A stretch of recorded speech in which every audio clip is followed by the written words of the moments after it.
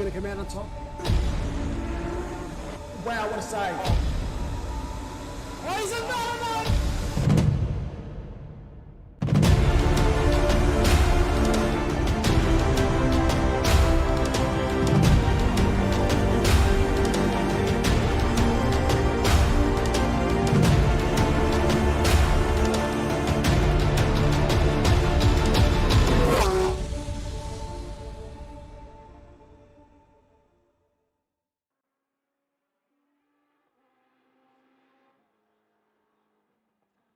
Good evening, ladies and gentlemen. Welcome back to Octane Online Racing. This is our ACC Sprint Series.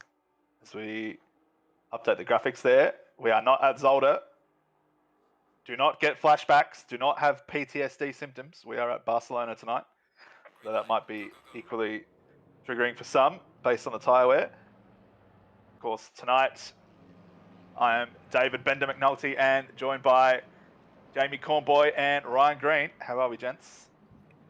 Hi, everybody. Good evening, everyone. We do not talk of Zolder. No, it never happened. I think a safety car was called as the graphic came up saying we were at Zolder. Yeah, quite possibly. So, for those just joining tonight, if you haven't been following the season calendar, we are in for one 60-minute race tonight, and we've got a 12-minute qualifying session as we see absolutely everyone pile out the pit lane all at the same time. I think we're going to see a bit of backing up into Sector 3. Thoughts on Barcelona? McLaren are strong. We have 8 McLarens here tonight, including Philippa Bakita. So I would expect her to walk away with pole, and then there'll be a bit of a battle for 2 and 3 behind her. I have a distinct distaste for this track. I think Paul Ricard has more character than Barcelona. No. We look. I'm sorry. Thanks for joining us tonight, everyone. That's going to be the end of this stream. we don't talk about Paul Ricard here. It is a garbage track. Hang on. No slander. Paul Ricard's one of my top 3 favorite tracks. I won't have that. Stating facts, mate. It's just you see the track everywhere. But you know, it is pretty flowy. I don't know. If you just didn't see it as often, I guess I'd like it more. It's that oversaturation, personally. I feel like because of, I guess, the typical high track temps and the high demands on tyres, this is a track that is better suited to wet racing, if I can be the one that spruiks that agenda. But on board with Houlihan here, he starts leading the field around for the first of the hot laps. What do we think will be a benchmark time roughly for pole position? Benchmark? I would say we're going to see under the 42 threes, 2s, like getting down that low, especially with Philippa and the McLaren. You know, that thing gets around here, so. Yeah, based off practice this week, I would expect about the same. There'll be some very low 42s. I'm willing to put money on Bakita making a very high 41. I reckon she will be the only one to sneak in there. As you said, Bakita and a McLaren together on this track, I think, is going to be too strong, and she might sneak a 41, and everyone else will be piling up behind her. I think there'll be 3 McLarens in the top 5. You guys aren't rating Hooley? I mean, he's gone wheel to wheel with Bakita on many occasions, and you know he's come away with his fair share of results against her. Yeah, that's true. I mean, no anything bum. can happen. No, of course not. Definitely not. The old Hooley Dooley. But yeah, I mean, he is in the McLaren as well. So, and it only takes, you know, Bakita to be 2/10 off, a 10th off, and Hooley can put it on pole, and you know, after that, it's not an easy track to overtake. Yeah, certainly no disrespect to the great Hooley man, Houlihan. He will be well and truly in the mix, but I just think Bakita tonight, she'll be well and truly switched on, and I think, as I said, a high 41 for her. Well, there you go. So the first time Hooley came through, it's 42.5, the benchmark, and then Bakita just takes off 2.5 tenths, goes a 42, 2.5.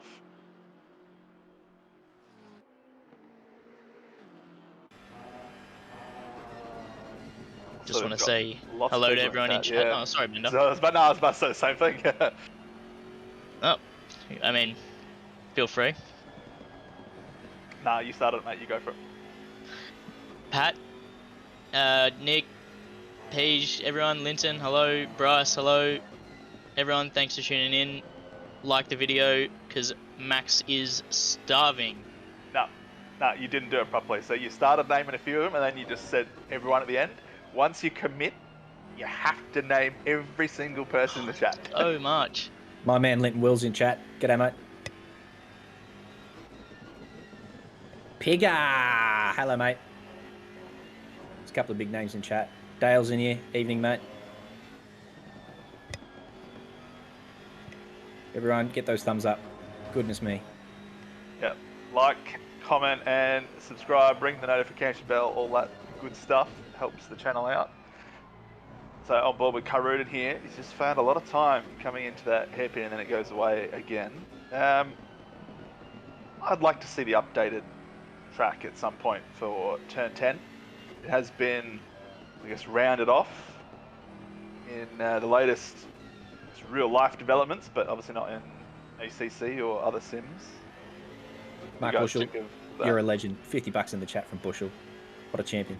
Thank you very much, my friend. Someone get Max a biscuit. That one's been shouted by Mr. Bushel himself. Getting more than just a biscuit with 50, that's for sure. Get him maybe some nice cuts of steak as a birthday treat. Choice cut. But going back to what you said, Bender, I did just send it down the end of the hairpin just to see what it was like just one time, just trying out the new layout, and I reckon it'd heat a whole lot better. The main gripe I have with this track is that stupid chicane at the end. Why they don't use the MotoGP layout for every class is beyond me, but I guess you gotta have that slow speed. Although with one more fast right-hander, that rear left might pop. Yeah, see, I think the discussion in at least the F1 circles about that last chicane was to do with runoff area. I'm not an expert on track design or anything, but I wouldn't have thought it would be too hard to just move some stands back, put a bit more gravel or sand in or whatever, and then Bob's your uncle. But obviously, someone somewhere has said, "Nah, the money's not worth it," or there's something going on. You can say the streets of Monaco are safe, then I'm sure we can make that corner safe. Yeah.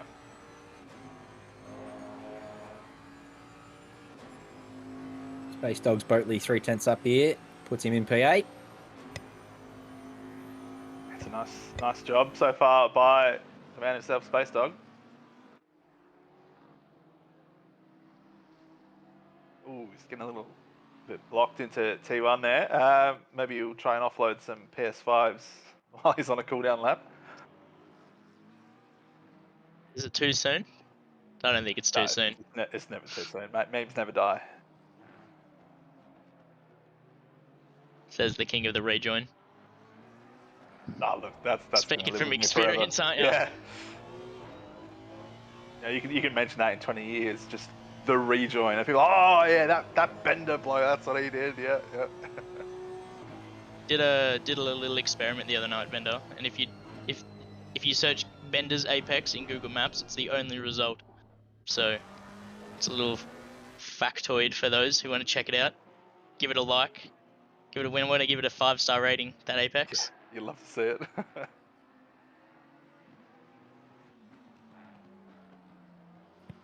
Hello, Megan D. Yeah. Almost 3/10 up here. That'll get her well inside the top 10. Very tight on the end there, although she is losing a bit of time coming through the last chicane. Still, half a tenth could be a position or two. She goes 9th. As Ryan said, that last sector is pretty tricky, and those curbs, McLaren doesn't really like them, so she had to tiptoe her way around them, and unfortunately it cost her a bit there. 42.1 from Bakita so far with 3 minutes to go. She is really sniffing around that 41 mark. And she's up a 10th so far as well. Don't think Hooley has improved from his initial time of a 42.5 yet. He's got a decent gap back to Zach Smith and Kieran Potter. Nice work by the Honda there, just jumping out of the way. Obviously not on a hot lap, so didn't want to impede Philippa and didn't cost her anything. So very good effort there. Qualifying etiquette, jump out of the way of the hot lap. Now, I just want to say it before she finishes her lap. Before the stream started, I said Philippa was going to do a 42.12, and we're close. We're close to nailing it. It wasn't said on stream, so no one heard it. Yeah, look, no one heard it, but I think Mullock is the unofficial king of calling lap times. I can't remember what it was, but I'm sure there's a clip of it somewhere on Twitch as Paquito runs wide at the last corner and just loses a bit of time there. I want to say it was at Kyalami in one of the special events, but he predicted the lap time that a driver was doing to 3 decimal places. And it was just amazing. Yeah, that's pretty nuts. The likelihood of that. It's a once in a lifetime one, that one, isn't it? And it wasn't just like, oh, they come around the last corner, oh, and just bang out a lap time. It was like halfway around the lap he's called it, and it's like, wow, that's impressive. This just in, it was Imola, says the man himself. There you go, Imola. As we see Boats pick up 2 more tenths, jumps him up to P10. Jay Boats has missed an opportunity there. Should be in the Bentley this season.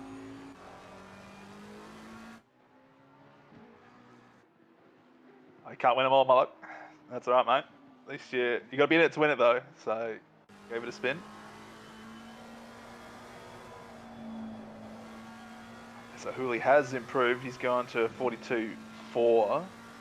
Still needs, as part of 3 and a bit tenths to catch Keita. This will be his last lap.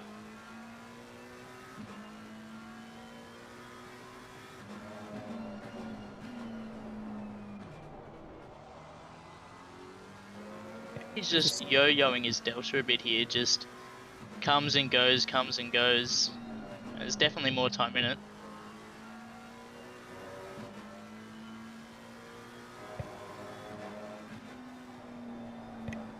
Such a stack split. Some of the names in that top 8, all very fast drivers. It's got to be our strongest split, isn't it, this season?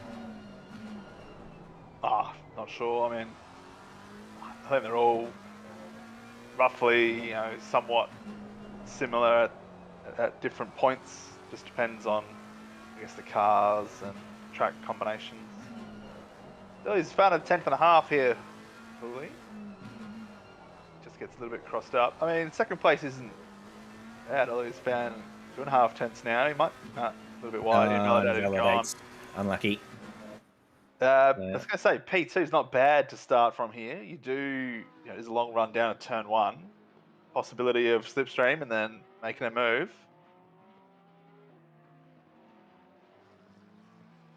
And it does turn into the inside for T2. So, definitely an opportunity for a move.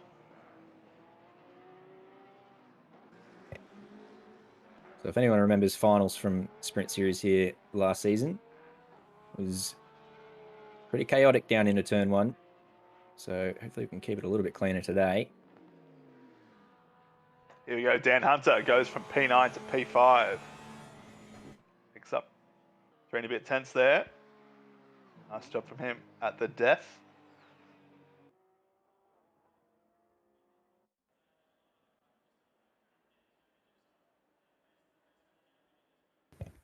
Space Dog, top of the Pro-Ams, P12. Shaw Madison, P15. So many strong drivers in this split. Baxter's done well up there in P13. Hobbsy's plonked it in P7. That's a good spot to start from. So pretty tidy qualifying there. Nice work all. Yeah, well, I mean, didn't see much of Lockie Nichols, but he's down in P19. You think he'd B1 a bit more pace, perhaps. Same with Sean Madison down in P15.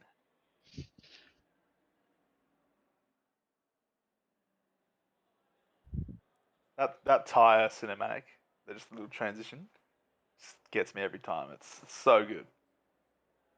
I'm only just starting to acclimatise to it because every time I saw it at Kyalami, I thought I was watching a replay. And so I'm commenting on, oh, what's about to happen here? What's Miles showing us? And with, oh, here comes the replay. All right, we'll get a. And then I had to be corrected a few times. No, this is live. So, what's the strategy here? Asking for a friend who races tomorrow night in Split Red, i.e. me. Do you go long here? Or do you go for a sort of shorter first stint? Well, we're about to find out. Personally, I prefer just go long, avoid the drama, avoid the trouble, avoid the traffic. But, you know, then again, that's a bit of a meme that people say, oh, Bender, look at him, he's pitting with 15 minutes to go just so he can get a bit of time on the stream, you know, oh, look at that. It is what it is, you know. Look, Bender, I do remember distinctly at Donington Park last year, you pitting with about 9 minutes to go. Yeah, so that wasn't the initial plan, and it kind of just happened. Like the tires were somehow still good, and it was just a thing. I think I was teammates with Mullock that race as well.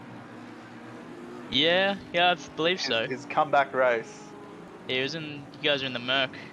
Yep. It was an unideal comeback for Mullock, to say the least, from memory. Having also raced in that race, I think I remember seeing him go off just ahead of me. He was having issues with tyre pressures, I remember, on TeamSpeak.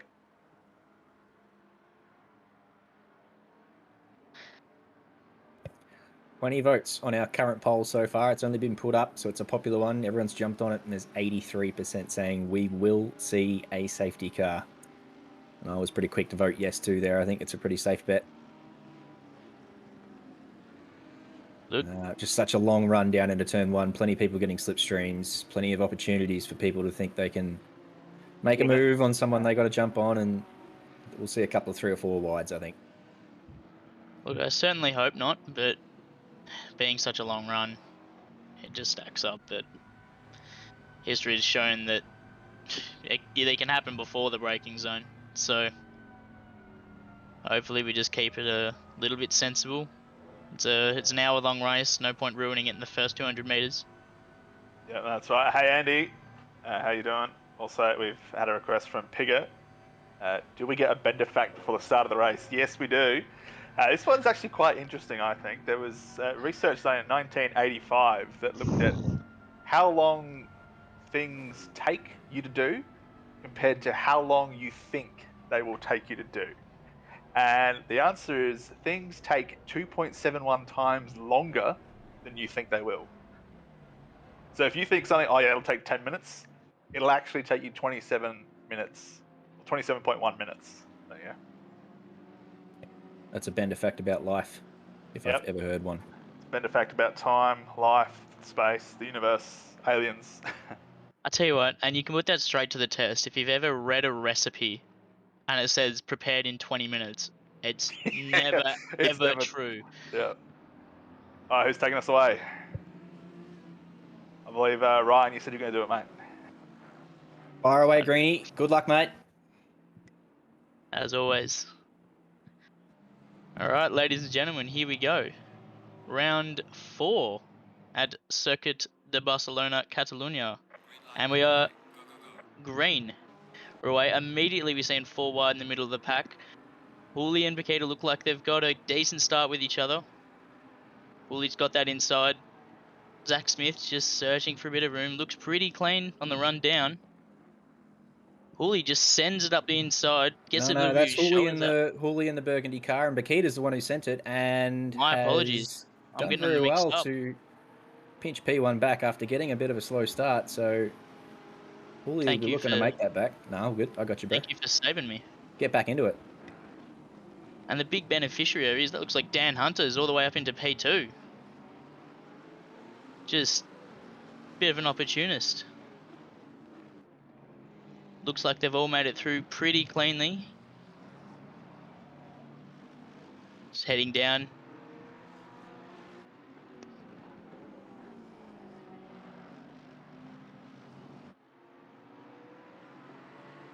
As There we was do one see. that got off to a bit of a slow start down the back of the field there, but it looks like they've caught up. There's a couple of white flags out the back, so a few people getting a little bit squirrely, but as we come up to the first really heavy braking point, Pooley's going to have a little sniff down the inside of Dan and try and get his P2 back, and does so. Does he get it pulled up? He does, and Hunter now under pressure. Yeah, Smithy's going to pinch that as well, so Hunter's lost out a bit into the hairpin there, which is standard Porsche things down the straight at this track. The Porsche just gets gobbled up by most cars.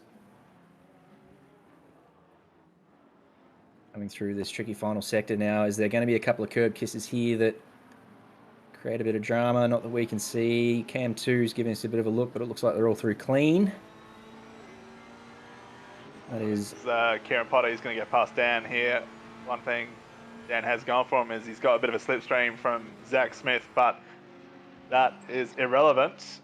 As you can see, the top end of the Fezzer easily. Oh, who was that? Was that Koze giving Hunter a bit of a tap there? I think like a white Audi. Yeah, I think you're right. Just got the slipstream, came in a little bit too hot. Old Koze. So, cost him more than it cost Hunter, though, fortunately enough. Speaking from experience, the Porsche is big stinky on the straights here.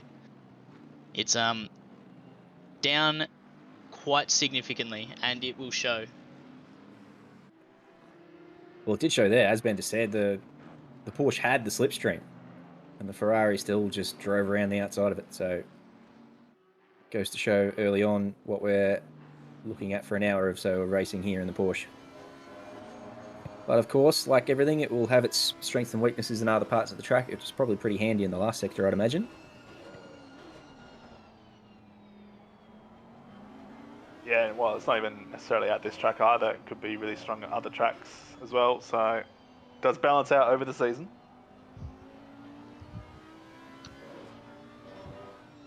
On board with Koze here, chasing the Bentley of Braden Ross, as Braden got a little bit squirrely there.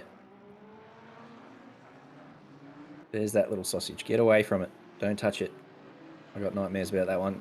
That outside yellow one's okay. You probably almost want to get over that one and get as much exit speed as you can, but the two inside curbs, at least in the McLaren, they're just horrible. You don't want to go anywhere near them. We're getting a replay of the start.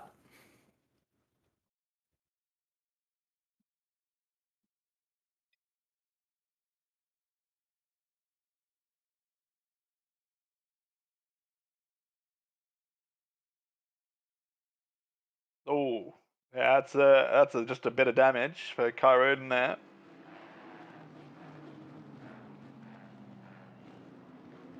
Yes, and a good start by Braden, up 4 positions from P12 to P8.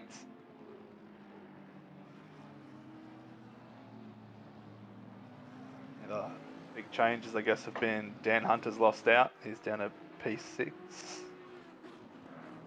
Or did he qualify a bit lower? I want to say he qualified P5, but could be wrong.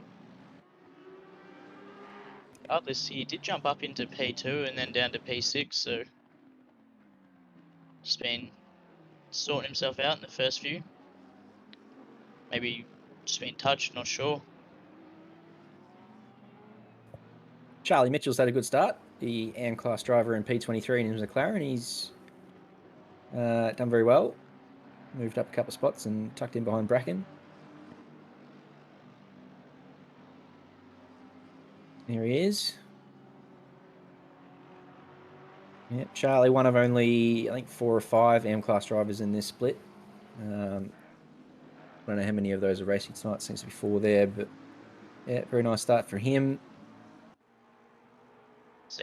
I have seen that we are down 1 AM driver is Cam Thistlethwaite. Got his promotion, so congrats to him. Well deserved, I would say. Probably lucky not to go to pro. He's been doing that well. Yeah, One lucky. Depends how you look at it, I guess.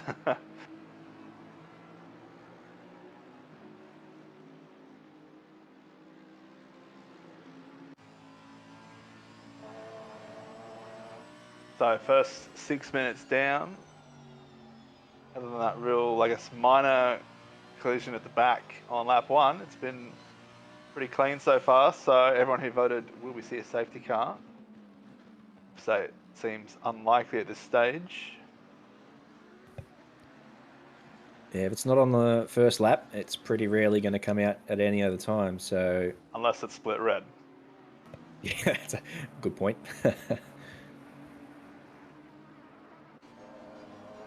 That is true, Virtuous. Yes, the AM have red, Pro-Am with the black, and Pros with the white plates.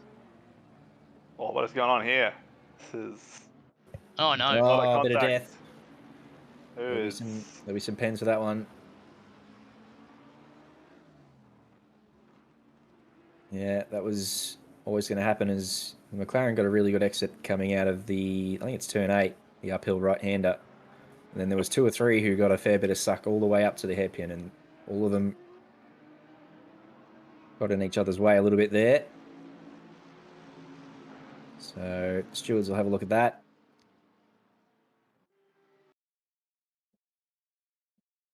What are we getting a replay of here? Not the incident we just watched, just probably a first lap incident, I think. One, Yep. yeah. Well, that's a little bit Oh, hello. Wow. Some interest. All right, Houston, we have liftoff.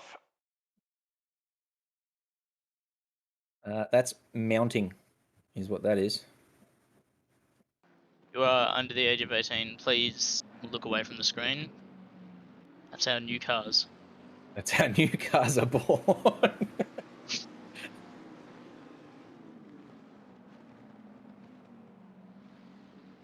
Yeah, that was interesting to say the least. You don't see that too often.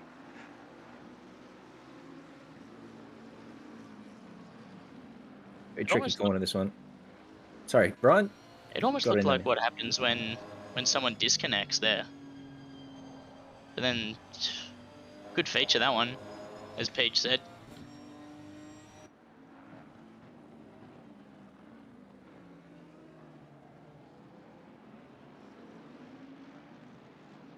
See some of the different lines in that hairpin. It's definitely a high action part of the track. There's a lot of people really braking deep in there, and other people just slowly cascading the brakes in and using a wider line. So it's probably going to see some more action as the night develops.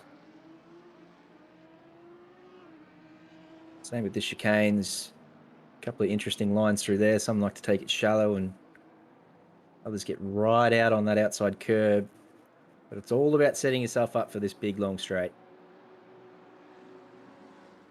I don't know how many straights, or at least home straights, we have longer than this. It's going to be a move down into turn 1. Braden just having a little look around the outside of Boatsy. And a little bit of a kiss there. Rubbings racing. Carry on. Good racing by both of them. Could have been worse with the collision model. And they got away with it. And Boatsy keeps his position for now, but he's well and truly under pressure from Braden. Takes a pretty defensive line. That's going to cost him. It's gone a little bit too deep. But he now has the inside line for the next corner, so this battle continues. Braden not giving up on it, but will have to tuck in behind. And is he now going to have some pressure from Hobbsy? You have to get tucked in for this because there's only one line through this chicane here, so they will wait until the next lap at least as they fall away up to the hairpin. There's a couple sticking their nose out. Hobbsy being one of those, and that's pretty well done. That looked too easy for me, whether they're on TeamSpeak or something, teammates, because they're both in the Bentleys, I don't know. Depends how people run it. Obviously, there's no, I guess, formal teams like we've had in previous seasons. You reckon he said, you've had a crack at Boatsy and you couldn't get him, so now it's my turn, let me through. And over the next couple of laps, maybe Hobbsy gets a crack at him. Could be. He's got a bit of time to make up now, so it won't be this lap, but he might be onto something there.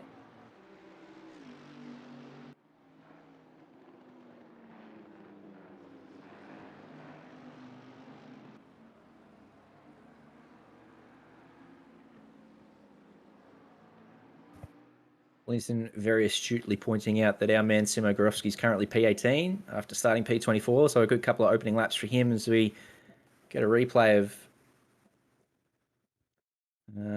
Borgie. Oh no. Yep, sadness. Yeah, a little too heavy into the hairpin, and only gave him a little kiss, but that was enough to get him around, and it's cost him more than it cost the Boatley, so karma is good, but stewards still say hello and pay him a visit. Big winner there. Looked like Sean Madison picked up about 5 positions just from that one incident. Just nipped around the outside. You see him in the Honda. Just go out to the right. See you later, guys. You guys can do that. I'll just drive away. Thanks. Oh no, it's double death of Borgie. Oh, Goodness me. We didn't say that. So that was just after the previous replay, and he'd rejoined the track, and Simo said thank you very much, as did a few others, and Borgie's just had a couple of really bad corners there. Thank you, Diaboles. That is FN chat if I've ever seen one. Now look, we're very fortunate to have the expert in disastrous rejoins on the commentary team tonight. That one was pretty bad. It might not be a contender for all time, but wouldn't surprise me if it ended up as worst rejoin of the week contender. Wow, there's a new segment if I've ever heard one.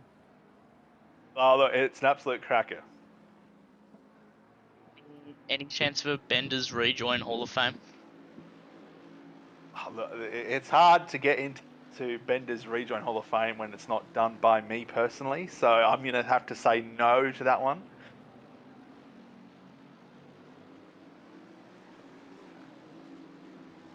That's a fair crack, I reckon, Greeny. I reckon we send a few clips in to our man Bender each week, and at the end of the sprint series, maybe on a Friday, he can pick out his favourite, put it in the Discord.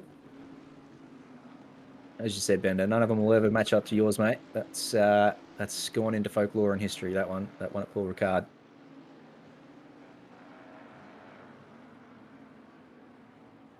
Stewards are working hard tonight. Linton, not as hard as last week. This week's a week off so far. Nothing compared to Zolder. I mean, we were just warming up at this stage last week too, though. I think Split Yellow and Split Green are not necessarily quiet, but Split Red the last couple of weeks has been, very entertaining to say the least. So might be just warming up for this week, and we'll see all the action kick off tomorrow night, especially if there's rain. Rain on this track, goodness me, I'm not sure how I feel about that. So there you go. Just going to jump in quickly. Pat Oliver in chat. He's got the greatest suggestion. We can call the segment Lontel's L of the Week. That is pretty good, Pat. Well done. Yep. Yeah, it's not a bad shout, little segment. Launtel's L of the Week. I reckon it's a good one. Run by our man Bender. Clips, send them in. If you've got one, save your replays. It might be you. It might be a friend of yours, someone in your team. Not sure if we could call out other drivers and send clips of them in. Not sure how that'll go down. A clip of your own rejoin. The prizes, there will be prizes. Shame and humiliation.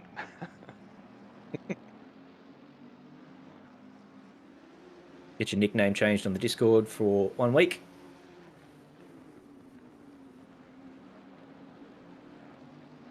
So 15 minutes in now, just starting to really settle in. You can see a bunch of gaps on the track map. Everyone's sort of spaced out a little bit. A couple of elbows out early on, but probably settle in now, at least until the pit stops.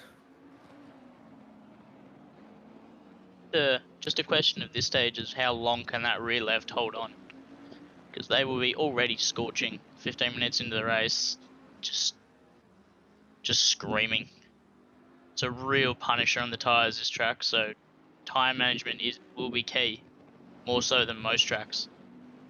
Yeah, a lot of people in the chat pre-race were saying they expect almost 50-50 split between sprint times tonight. People pitting pretty much bang on 30 minutes to go.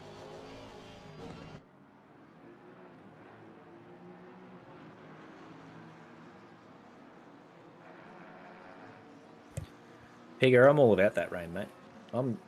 You're preaching to the converted. I didn't like rain at the start of the season, but after Bathurst, that was so much fun. I'm all about that rain now. I'm right aboard the Bender bus, conducted by the man himself. Bring on the rain. Get around it. It's a great equaliser. Just brings everyone a little bit closer together. Makes your inputs all that bit more tricky, especially coming into summer here in Australia. I know we're a worldwide audience, but coming into summer, it gets the sweat going. Oh my goodness. You're constantly correcting the car and having to put that much effort and concentration into keeping the bloody thing on the road. Gets the sweat going, and that's what it's all about, isn't it? Oh, I just hope you got a couple of good fans or some air conditioning or something. You know what? I'm completely switched as well. I'm rooting for rain every time I jump in the server. If I'm in free practice and I see the clouds, Yes. I start smiling. We've got a convert. It's so much fun. It is, yeah. It is a lot of fun. That's what it is. It's definitely not the most, pleasing experience. And as Pat said, I probably would want dry here to get the most out of my McLaren, but it's just fun. Like, we do this for fun, don't we? And it's definitely the most fun I've ever had behind the wheel of these cars, is tackling them through the rain. And I think everyone's a little bit better behaved in the rain too. They're less worried about sending it and making positions than they are actually just surviving, and that brings everyone into line a little bit. So, everyone's nice and clean on lap one. Everyone's pretty clean, I think, in the rain, which, makes for better racing. So there's a couple of benefits to it.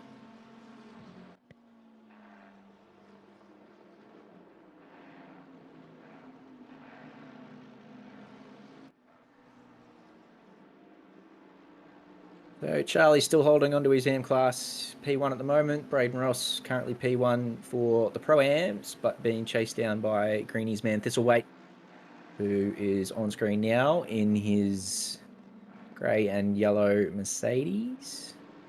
Grey and yellow, interesting combo. Not bad, I like it. Looking all right. I just feel like I'm gonna stutter every time I try to say Thistleweight. Yeah, don't hurt yourself. It's just Cam. It's just Cam. Oh, well, it's not the toughest name we've got going on in OOR. I've been going through the certainly not. pronunciations of some of the names we have in OOR today, and goodness me, I tripped over them. They've even this is I think this is Borgie. We're watching a helicopter view of Borgie's rejoin. So that's just not how you do it. Unfortunately, he will get into big sorts of trouble for that one. Rejoins well and truly frowned upon. Got to do it safely, even if it wasn't you who caused your little experience off track. You've still got to give way to the cars coming from behind, because they've done nothing wrong. And if you ruin their race because of a little expedition, then the stewards will be a frowning. Well, he's been given 10 seconds, whether that's for the incident or the rejoin, not really sure. We didn't get the race control graphic, or at least I missed it. Where is race control tonight, by the way? Goodness me. Hot tip. Race control has been taken over. Oh. You may have noticed that race control was dropping some sweet facts last time we were racing or streaming. And it's just having a bit of a rest period at the moment. It's trying to be recalibrated. That was a fan favourite from Kyle Army.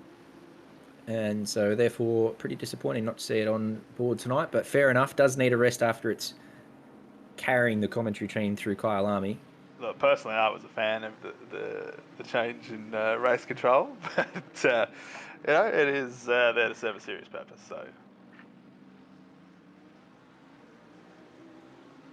Bryce Manning saying race control gains sentience and is part of the robot uprising. You're taken over by Bender's AI. So we're next gen here in OOR. Upload Bender's fact conscience straight to a bot. Speaking of Bender facts, do you look these up, or do you have these all in the memory bank? Are you actually literally just a walking trivia man? I've always been interested to know. I don't know whether you come prepared or whether you're just actually really good at trivia nights. Pub quizzes are my calling. If that was like a professional job, I would be a pub quiz extraordinaire. Unfortunately, I have not been able to find a job that could pay a living wage just attending pub quizzes. Have you thought about doing the quiz show circuit, going on chatting with Eddie on Who Wants to Be a Millionaire and giving that a crack? Yeah, see, the thing is, I'm not a famous celebrity, so I can't really get on the TV shows like that. You know, no one wants to have just an ordinary 29-year-old bloke from SA, go on to a TV show. You got to be different these days to get on there. You got to have a story and a background. Would you host an OOR trivia night? Yes. No fucking about. Yes is the answer to that. All right, get that arranged. I'm down for that. Malik, get on that. It's a trivia night. A Bender trivia night.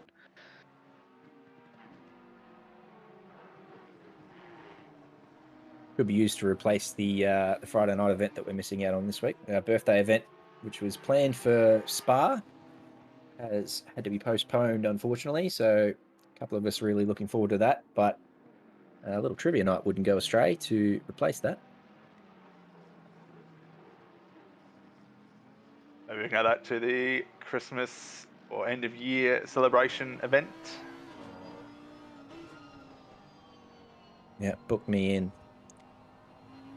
Jose with his 5-second penalty, chasing down Alex Bowen, who he himself is chasing down Dan Hunter. Oh, Bowen got a little bit squirrely there, but managed to save it. I don't know if he's going to pull into the pits. That's exactly what he's going to do.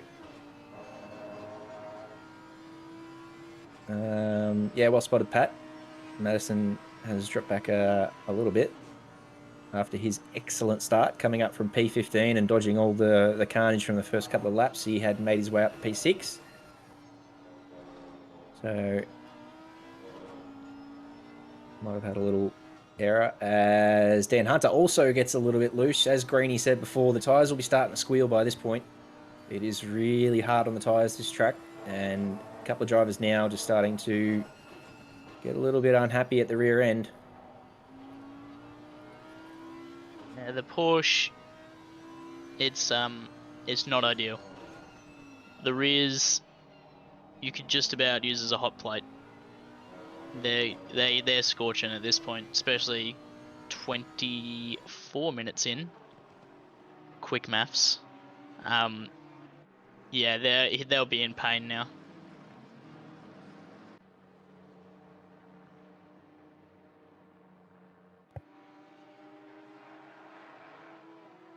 So Bowen actually in a pretty good position there in P20. He's the top running man of the people who have pitted. P23, P24, he'll probably shake out. But all these drivers up here in the top 20 yet to pit.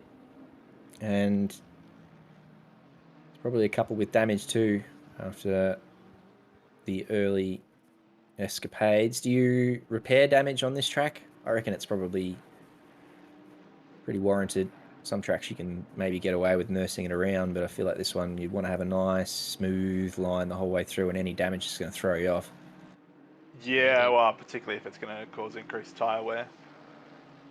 That and the understeer can be quite horrendous, especially that fast right-hander. The turn number escapes me, but heading up the hill, if you understeer there, you lose so much time down that back straight. I think it's 8, isn't it? Yeah, great corner. Absolutely love that because it's blind too. Oh, that's a boop. Contact from Baxter there on Thistlethwaite. Send him for a hot dog. That's a boop on the snoop, is what that is. For all the OOR bingo fans out there. Just quickly, I know Bender did type in chat, but if the bot returns, please do not click on its link for everyone's internet security. Yeah, this is There's a link? Oh, I love links. Not anymore, the mods are straight on it, yeah. but... Oh. So. But I do want my wishes satisfied online. You can satisfy your wishes online by watching the stream and liking it. That's a great point. Have I liked it yet? Better go do that. I'll be right back. I hadn't done it. Great call, Bender. Get those thumbs up. There it is. So 34 minutes to go on this one. Fair bit of wind. Another... Yeah, 7Ks. Cam Farmer's in chat. I'm sure he's on Wind Watch. See, watch Kingston's in the replay. chat. He'll be watching the wind too. What's this replay got in it, Bender? It's Baxter just tagging Thistlethwaite.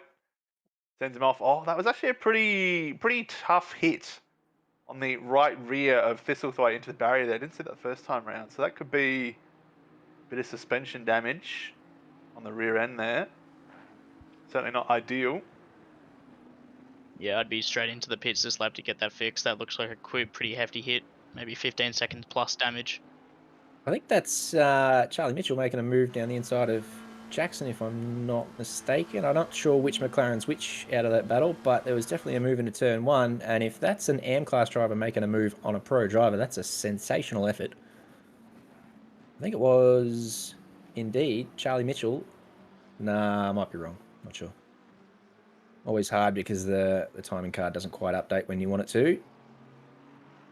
But it was no, it wasn't. Actually, it looks like he's come off pretty poorly there, Charlie. But it was an interesting little battle down there into turn 1. So, like they kept it pretty clean, the McLaren drivers. I think this is Kieran Potter. I'm going to have a stab at it. Shouldn't do that. Should look it up. Ferrari's pretty strong here too, isn't it? Yeah, Ferrari is quite a strong car. Not on the same level as the McLaren, but it's very competitive. As we see Ryan Houlihan into the pits. Yeah, just dived into the pits about 5 seconds off Bakita. So, depending on how long Philippa stays out for, maybe see an undercut, but 5 seconds is quite the tall task, especially when you're chasing someone like Philippa. I think should be in the next lap or two just to cover it off. I mean, no reason not to. I would agree with that. Yeah.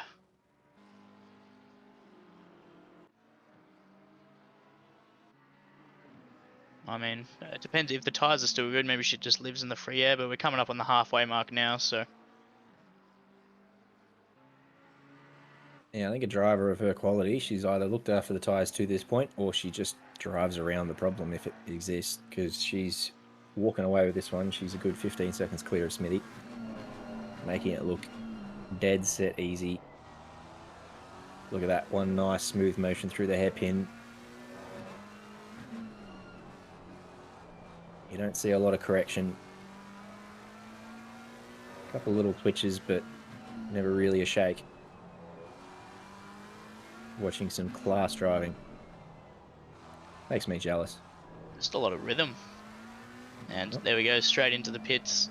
No point messing around or risking it, just get it over with. So, interesting to see where she hops out. Obviously in ACC, we don't have any race engineers in our ear telling us now the time to come. She may hop out into traffic, and that could spice up the battle for P1, but we'll have to watch and see what happens when that does happen. Poor old Hooley is... Well, he's completed his pit stop. I thought he'd had an error and was back here in P14, but no, he's the front runner of people who've completed the pit stop, so... he was behind Bakita at the start. I don't think he'll be behind Bakita when she comes out of her pit stop. I think that's a long way to go before she comes out. But again, I might be wrong. They are sort of long pit stops, aren't they? 30 seconds or so. They're not F1 pit stops where they're in and out in 3 seconds. So we'll see where this shakes out. As he comes into the final sector, she's probably completing her pit stop. No, she's just dropped now, so she's rolling in the pit lane. She should still have lead. She's come out the pit exit now. Yeah, she was right near the exit as well. Yeah. About 5 seconds, I'd say. About the same gap as when they pitted then, I guess.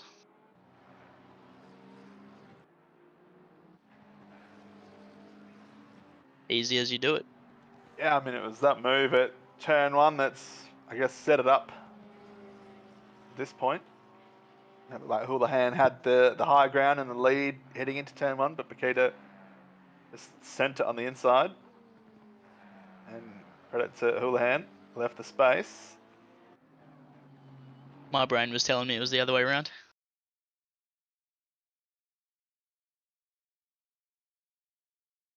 Just have another look at it now. So yeah, Houli did get the jump. He definitely had a better start than Philippa, but she said, "Get out of the way." That's pretty ambitious down there.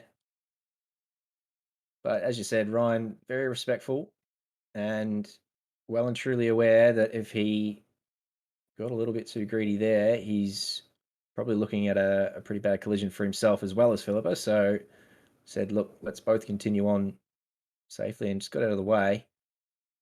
Dan Hunter had a pretty good start.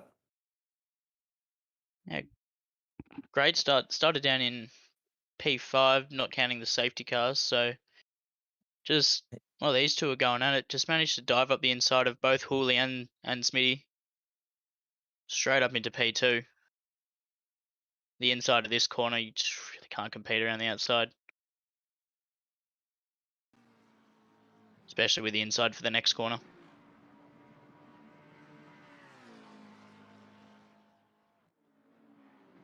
Well, there you go. See Andy O'Hara in chat saying 68 seconds is roughly the pit delta here.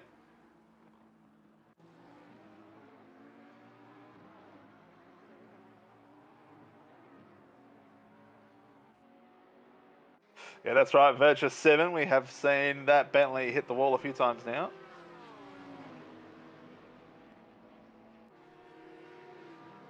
Speaking of tough luck, Tom Kidman's in the chat. He's supposed to be racing tonight because he had his game crash in quali and then the game crashed again on him in the race. So F in chat for my man Tom Kidman. Unlucky, mate. Yeah, it's unfortunate. Them's the breaks of racing in a virtual world.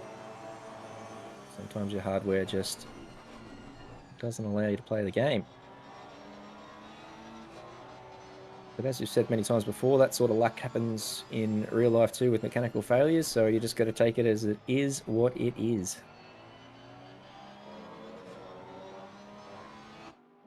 Just quickly, a good catch there from Dan Hunter. Looked like he was racing on pad, didn't it? Wouldn't know anything about that myself.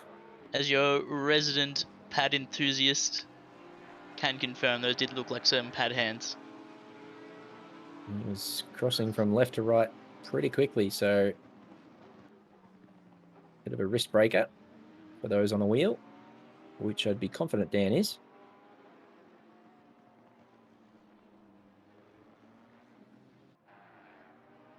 One of the most generous men in OOR, this man, both financially and of time.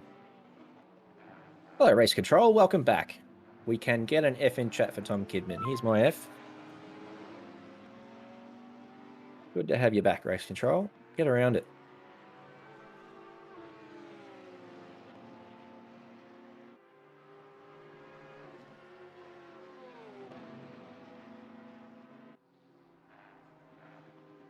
Nick Rodder, also in the chat, making his Sprint Series debut tomorrow, I believe, as we see Hobbsy And has Dan absolutely murdered Dan Hunter. F in chat. More Fs in chat. You never like to see that sort of thing, but as we've said before, such a big slipstream down into turn one, and it's also a downhill, so that thing is bound to happen. We also see Lachlan Nichols has picked up a drive-through penalty. I'm going to say that's probably for track limits at this stage of the race. I don't remember seeing him involved in any incidents. No, that's a pretty painful drive through to pick up. That's a really long pit delta. I am glad to be able to hear you too, Race Control. Not sure if that was a typo or you meant to spell "hear" incorrectly, but I'm calling you out. That's terrible. Race Control is happy to hear On us. Race Control. Yeah, that's what I thought, and I'm happy to pay it. If Race Control is happy to hear us, then that's fine. I'll pay that. Otherwise, you can go back on a break and sort your grammar out, because I'm a stickler for that sort of thing.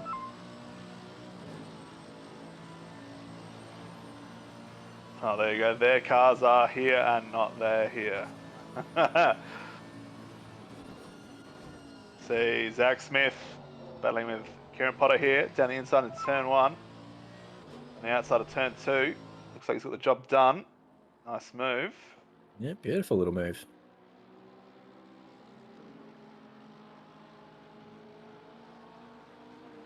And it's the spot to get your overtakes done down there into turn 1. I guess unless you're in a McLaren, you can sort of drive around most cars in some of these corners. Because there's a fair bit of grip on the outside of, especially that turn 4. And if you get a good run up through turn 8, just stick to the road, and then obviously you get the run into the hairpin there. But for everyone else, that hairpin's probably going to be the main shout. I mean, turn 1's nice. Personally, I think it's a little bit more difficult to get this one, but up the hill through turn 3 and then up the inside into turn 4 is always a favourite spot of mine.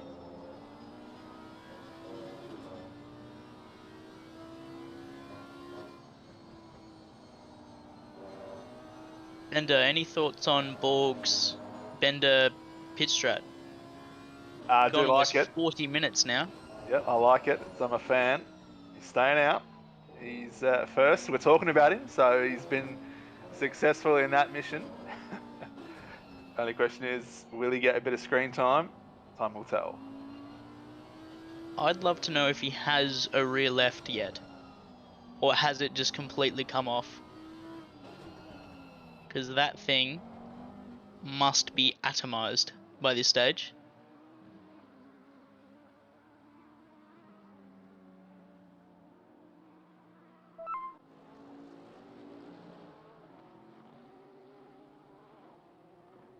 There you go, car 729, 15-second penalty. Who's 729? I can't even see a 729 on there, so we won't worry about that.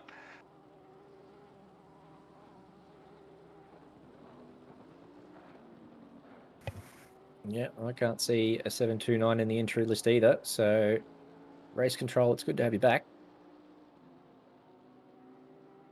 Jordan Spears in chat, sorry, cut off there. He's asking if we'll see an Evo 2 Super Trofeo when it drops. There is a promotional event of some sort, I believe, coming soon. But the new Lamborghini, so watch a replay here of Mitch Hobbs sending it on Dan Hunter. Homing missile activated. Yeah, so got the slipstream, got the run, but wasn't anywhere near up alongside him. It's got to be further up than that. Got to have your front wheels at the driver's side door. And he was not up alongside him, so didn't have rights to the corner, and therefore will cop a penalty for that one. Yeah, just a bit unlucky there. That's probably one of the most mundane incidents you see. Just didn't quite have it up alongside, and both just spun around, so unfortunate. And you do see plenty of those sorts of incidents. And in real life racing, we've got a bit more sort of access to the view around us, but here in sim racing, this is all you can see. Unless you're in VR, which is pretty rare because VR and ACC aren't necessarily the best of friends. This is all you can see. So your blind spots are much bigger, and therefore you've got to be given a little bit more space by the car trying to overtake. And it's up to the car to overtake to pass safely. The car in front is entitled to the corner if they are far enough in front. Hooley does look like he's closing here. He has cut the gap down from 5 to 3 seconds, so maybe a battle brewing within the next 20. But I mean, it's one thing catching, it's another thing overtaking here. A McLaren on McLaren action, though. I wouldn't mind seeing that. So hats off to Hooley for closing that gap. This is Potter. As they go past the blue flag car, he does pretty well to get out of the way, get off the line. That's good blue flagging. Shout out to Linton Wells. Could have seen a pretty ugly incident down in that hairpin, but he pulled out of the move, so that's good driving. Another clean blue flag there. Or as the two blue flags nearly come together, but they managed to avoid each other. they're battling for position, I think. So Yeah. that's probably fair. That's the tricky part about being a car being blue flagged, is you obviously got to get out of the way for the guys lapping you, but you also need to make sure you don't give up too much time to the people you're racing. That's what happened on that occasion, but he managed to keep his position.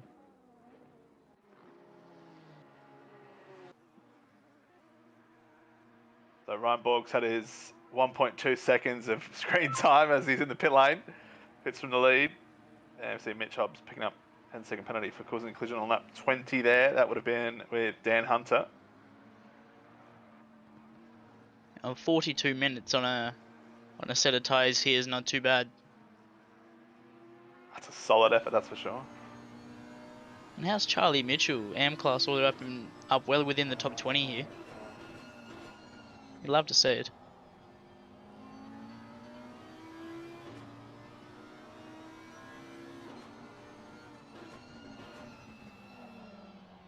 You got Paige in chat saying the view from bonnet cam is pretty nice.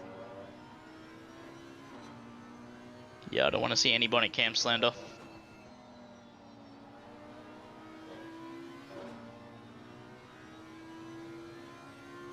I know he's not in this split, but shout out to our man Peach.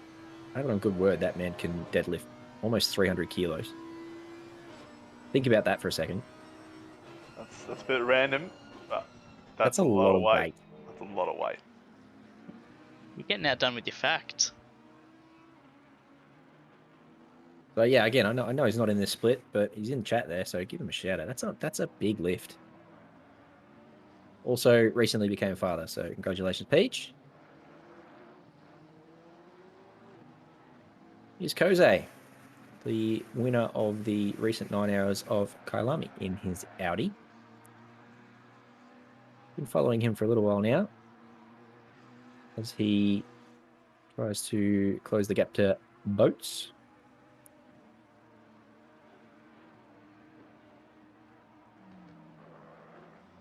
That's a great question, O'Gold. That's excellent from you. Can he do 6 sets of Malcolms?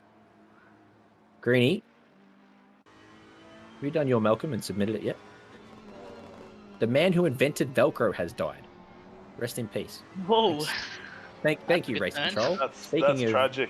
Speaking of random facts, that's not, I mean, it's not a fact, I guess. That's condolences to the man, but... More of a statement. Yeah. Well, what uses would Velcro have in an ACC car? I'm certain there'd be some Velcro in here somewhere, especially in the Lamborghini, which looks like its interior is held together by Velcro. Velcro Surely boots or something? Velcro boots. Is there any Velcro on the straps? Gloves? Strapped in. Glove straps? Gloves. Oh, come on. That's pretty good. Mark Bushell in the chat has said rip, but not rest in peace. Rip, as you would rip Velcro. Nothing to that. I thought that was great. Sorry. That's a bit of dad humor for you. That's excellent. Well done, mate. You get my joke of the day in chat. That's another new segment we've created out of thin air. Mal, that's gone straight over our heads.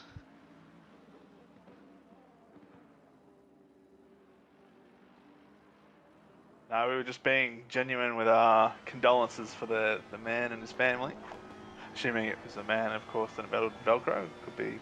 Oh, it was Neil's right. So the man hasn't actually died. You're just making a joke out of his imminent death. I'm sorry that I misread that. Goodness me. Sorry, Race Control. You're spot on tonight, and that's me being slow. Goodness gracious. I'll tell you what, I actually got upset. I don't know who invented Velcro, but what an impactful man. I was trying to come up with Velcro parts of the car to honor the man and give him some respect, and I did absolutely totally miss that joke. It's well past my bedtime. Apologies, Neil. That's a good one. And thank you, Mark, for coming to the rescue there, because I've made an absolute tit of myself. Well, there you go. George de Mestral invented Velcro in Switzerland in the Jura Mountains in the early 1940s.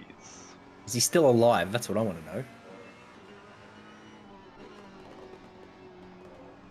Ah, can't believe I butchered that. No, he passed away on the 8th of February 1990. Oh, geez, that's young. 1990, good year that. Only Well, 50. look, he was born in 1907.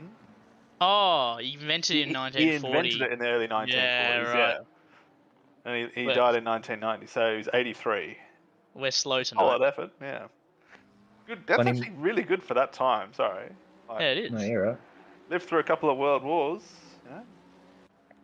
And That's invented the best Velcro. effort. Yeah. I'm interested to know whether he made it before the wars, and did he have it applied in the wars? Do they use the Velcro in the wars? Was he a soldier himself? Did he bring that invention to the front line?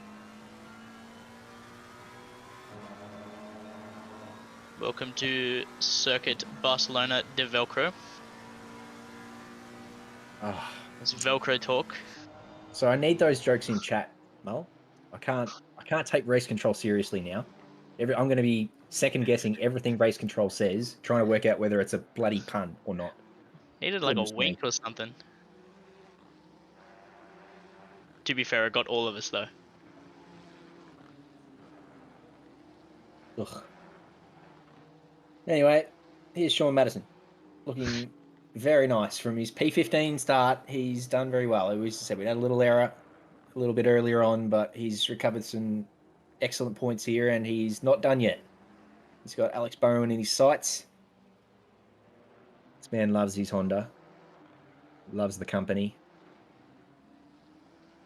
So just flogging a dead horse for a bit. No, he invented it in 1941, but Velcro wasn't mass produced until 1955, and it wasn't available until consumers until the early 1960s. So at first, in the 50s, it was actually used by NASA for their uniforms. Oh, nice. Yeah, so definitely it didn't make it to the wars, but that's good use. Getting up into space. Yeah, you got to be happy with that.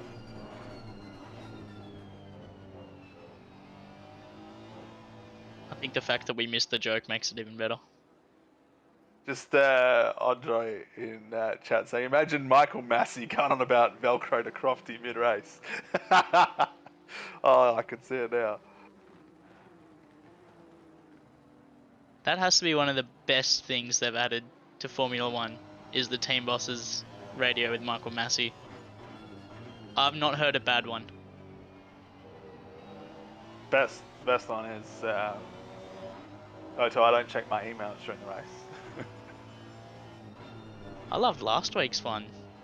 The no one can overtake off track. He's got to cop it all race.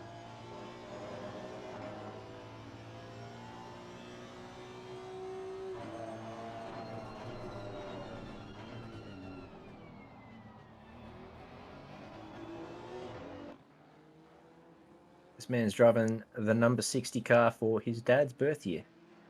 Sean Madison. Oh, there you go. A little ode to the old man. That's nice. His favourite driver is Mika Hakkinen. We share that. I love Mika Hakkinen. He's lining up Alex Bowen here. He's 3.5 tenths behind. He's just dropped back a little bit for the last series of corners. Don't think he's close enough to have a look into turn one now. Honda is quick in a straight line, but the Nissan's no slouch either. Be a pretty good result here for Sean. I believe he started around P15 all the way to P7 now, so even I think Pat said he dropped a few positions, maybe with an incident before, but back up into 7, so picking up quite a few spots here.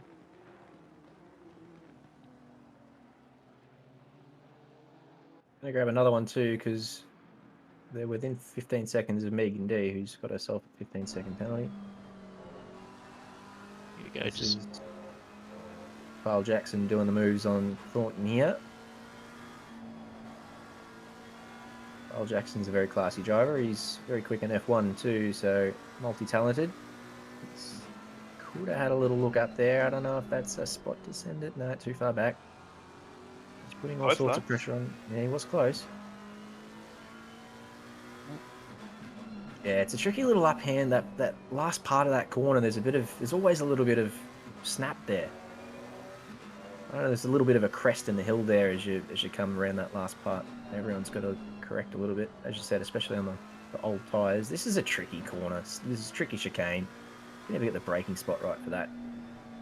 And because this corner's almost flat, especially in the McLaren, it's an important chicane and probably not close enough to have a look down here, I wouldn't have thought, especially with the McLaren's brakes. He's got to get on the anchors a little bit earlier than almost any other car.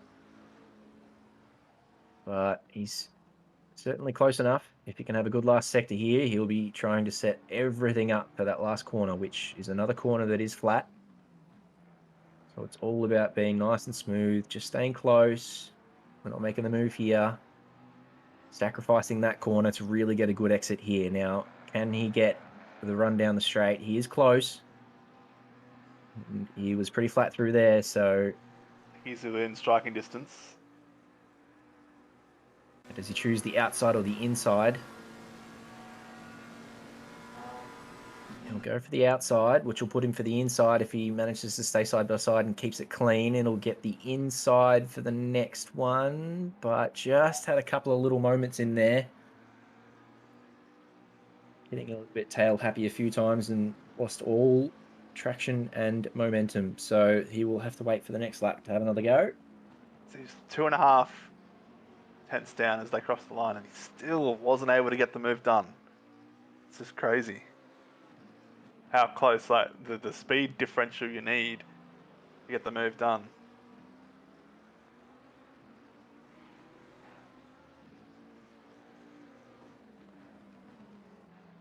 Yeah, so a few people in chat talking about Andretti's proposed takeover of Alfa Romeo Sauber.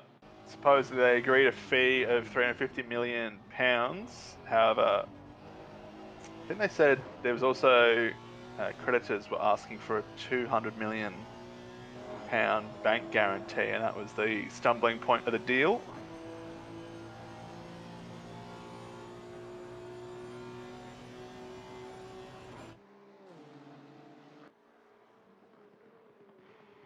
Does that to say that it's not going ahead now? Yes. Right, okay. I hadn't heard that development.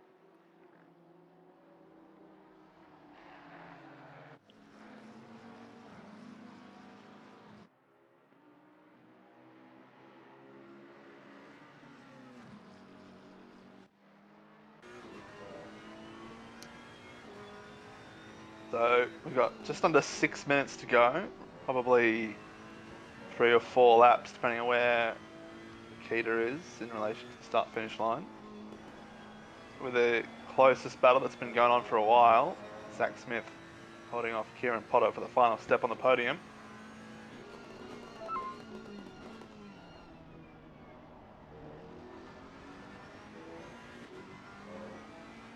Ah, yes, very funny race control.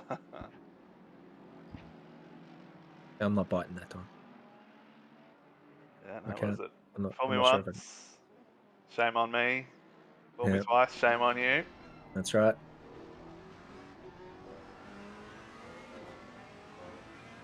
No, I do love you, race control. You're my favourite controller. Yep, my favourite controller of the race as well.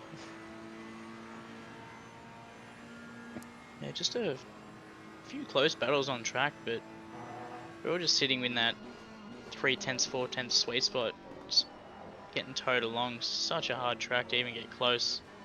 Coming out of that final corner and the final chicane, just especially if you're a Ferrari chasing a Merc heading through those big curbs, you know, you just pull out so much delta heading onto the main straight. It's a bit of a lifesaver.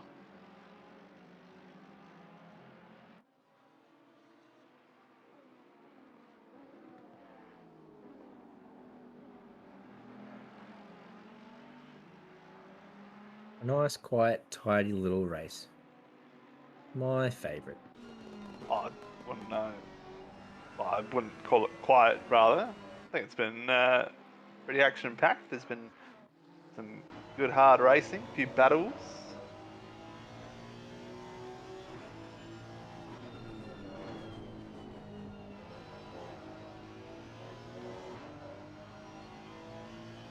Yes, Octane Online Racing in chat clearly stating this is not Sky Sports. So you do not need to readjust your monitors.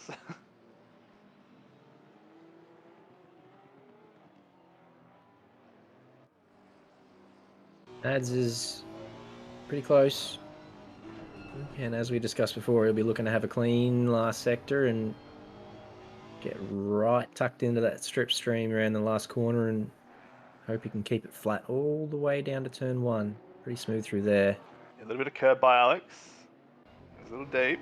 He's close enough. Oh, Oh, he's Madison. just hit that damn sausage and has cost Sausage. himself at least 6 or 7 car lengths, and that's just killed all his momentum down the straight here. It's a tricky last sector. Yep, opportunity gone for this part of the lap.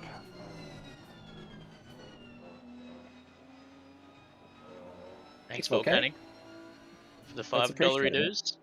And for the kind words. Very generous, especially in regards to my commentary. I'm sort of picking up the pieces, and Bender's leading the show here. He's really carrying us, but thank you very much. That's much appreciated. Yeah, hope to be back and get a little bit more knowledgeable as we go along. I'm the same as you guys. I'm just a bloke who loves racing, and Greenie's the same. We're just growing together and on this little sim racing journey. Beautiful part is that it's always a nice day for sim racing. Unless you've got your sim rig out in the bloody backyard for some reason, you're almost always in a good spot to jump online and The geology with the rocks, coins. but geography is where it's at. I mean, me personally, I like science jokes. The only problem is you got to tell them periodically because you don't always get a reaction. Oh, I'm in amongst it here. That's beautiful, boys. Both of them. I liked the geology rocks one. That was excellent, but Bender's followed that up really well. Here we go. We'll skip to Kieran Potter here, who's the closest he's been to Zach Smith in a long time. 1.5 tenths. If he can't get it done this time, this might be his best and only chance. He said it was a hang dummy. on. He's moving around a lot. I'm not sure I like that, but he might have just cost himself there trying to do too much to distract Smithy. Yep. Just tried to get him to bite, going on the outside to maybe free himself up for the inside, but Smithy, the wiser of it, just planted his car on the inside. We're like, mate, you can go around the outside. As long as I have the inside, I'm looking pretty good. He certainly held his nerve, Smithy. He took up his defensive line really early on and said, this is where I'm going. You do what you like behind me, and do what he liked behind him. He certainly did, Kieran. He made a few moves. Yep, he's not the defending Pro Class Finals champion for nothing. 30 seconds to go. I don't know if Philippa is on track to get one more lap out of this. I think we might. Yeah, I think we're going to get one more. She's coming through the last sector now, so should get one more. Yep, she's coming around the last corner now. Yeah, plenty of time. So, barring any disaster, she's got no blue car traffic in front of her or anything like that. She will come home safely in P1 and Hooley in P2. But this, as you said, is the battle for P3. And Kieran will be hungry. That bloody transition graphic made me think I was watching a replay for a second again there. So, one lap to go. Here we go. What's the gap this time?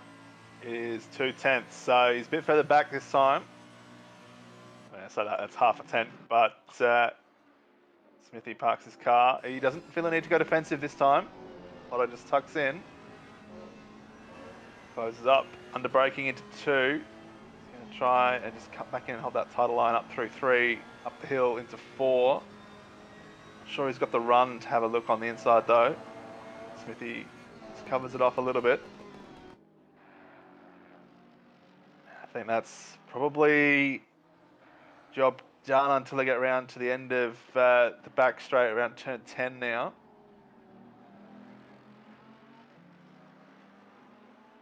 Otter's done really well. It's very easy to get too keen, especially when you're chasing a podium or a big result. And I mean, speaking from experience, you can always go a little too hard and just give someone a little touch, and that ruins both races and gives you a pen and a really bad sick feeling in your stomach. So he's done really well to want this podium enough to make the moves, but has also kept it clean. Makita comes around the final corner now and will take the win. Round 4 here at Barcelona. And Houlihan will comfortably come over for P2. So nice work from the McLaren drivers there. Excellent results. Smithy, if you can get this last sector right, which he has done all race long, will bring it around for P3. And Kieran will have to settle for P4. Nice driving. Give us a flash, Smithy. Nice work. Megan D had a good race and a couple of nice battles and clean driving, but unfortunately she's got herself a 15-second penalty there, so that's likely to hurt her standing in P5. I think she's just going to lose out to Bowen and Madison. No, yep. She'll start to... Oh, and Koze, who caught up to them at the end as well. So she might drop from P5 to P8 there. That's going to be painful.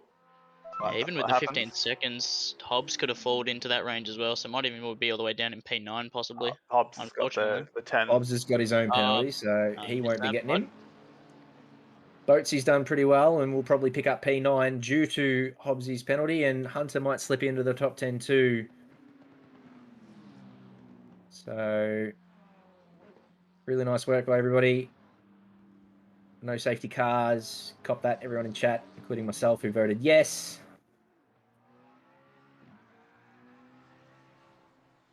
And Charlie Mitchell did bring it home in P1 for the AM class. That's a very nice drive from him, and a top 20 finish as well in the AM class is nothing to sneeze at. That's really well done from him.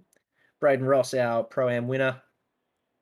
Sure, we'll get a little look at the timetables once we get the chance. It is Makita P1, Houlihan P2, and Smith P3. In the Pro-Am class, Braden Ross, Space Dog P1, McInnes P2, and Borgie managed to hold on to P3, even with his little escapades at the start of the race. And Mitchell P1, Lewis P2, and Mode Shazran Reza in P3 in the AM class. Nice work by everyone in split yellow, I believe. Goodness me, I should know that. Yep, split yellow. Nice work. Infamous split green is coming up next. All right, gents, it was a pleasure as always. I must fly away. It's Greeny. Thanks for joining us tonight, mate. Go and get your thumbs warm for tomorrow night, Mr. Green. Mate, there's scorching. Before you leave, though, I've got a question for you. Sure. I know you got to leave, but you're called Greeny, and you're not racing in split green. What's going on, mate? You dropped the ball there, didn't you? I'm scared. Missed opportunity. All seriousness, I would generally have basketball on a Wednesday night, so. Fair enough.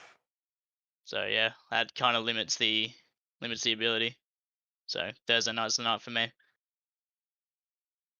All right, gents, I'm out. No worries. Catch you next time, mate. Bye, mate. Catch you up. We'll hang around here for a little while. Have a look at these boys in practice. Boys and girls, of course.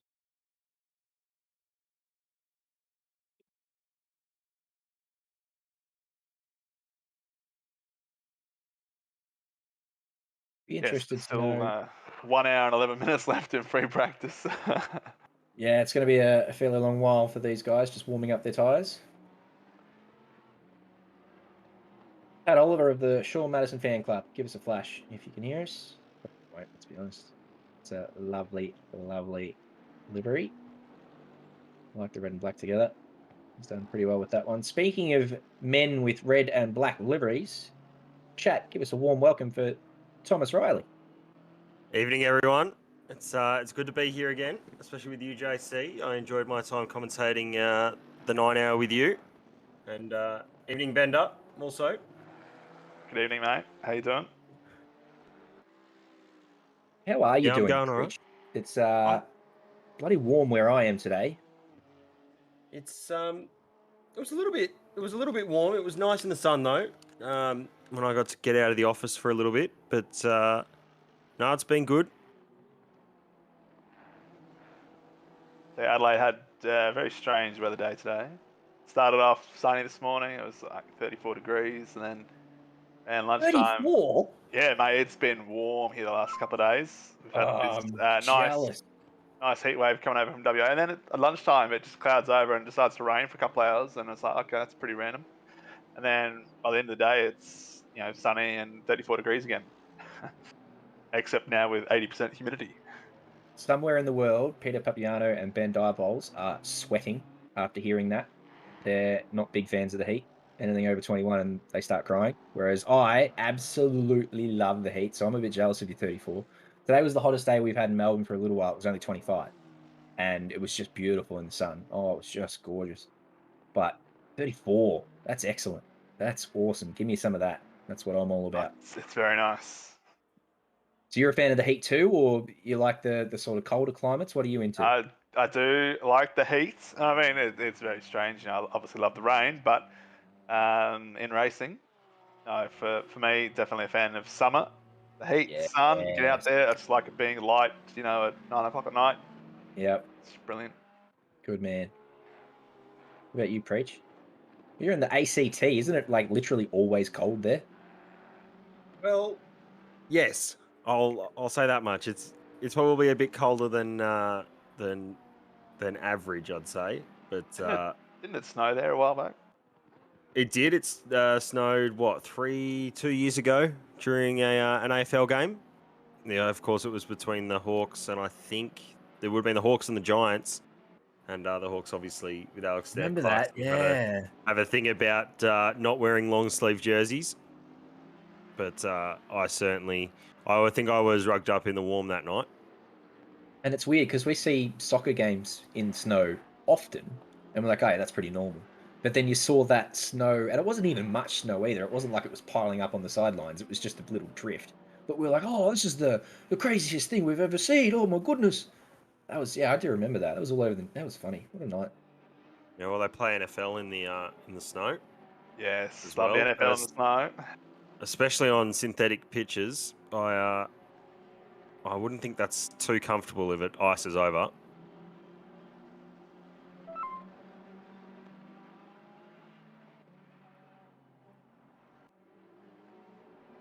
Yes, well, there you go. It is very cold in Antarctica right now. Did you know, this is a spur of the moment matter of fact, that this year's winter in Antarctica was the coldest on record with an average temperature of minus 62 degrees Celsius? Global warming, by the way. Well, precisely. I think you'd call that climate change over global warming, but yes.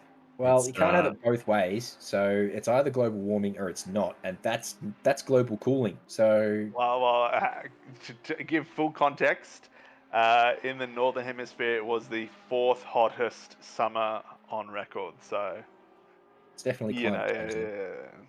It's all over the place. Roller coaster. I don't mind as long as I get my hot days here. And the whole, not to get too involved into it, the whole premise behind climate change is that you get more extremes in the weather. So you would get hot temperatures, and then cold temperatures, rather than drastic changes. There you go, Alex Crawford in chat. Regional cooling. So that's obviously a technical term, or That's something a good for way it. of putting it. Yep. So how long do these blokes spin around in practice for? I think qualifying is supposed to start at 9:30. Is that right? So that would about another minute or so. 9:30 local time. So we're not too far away from that. Who are we looking at here in split green? I don't have my notes ready for this one, but I'll quickly have a little look through here. Oh yeah, another pretty strong split.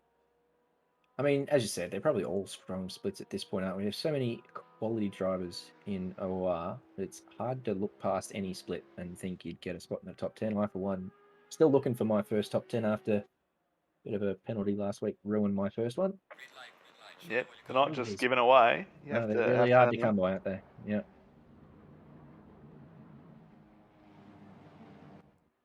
I mean, back in... Oh.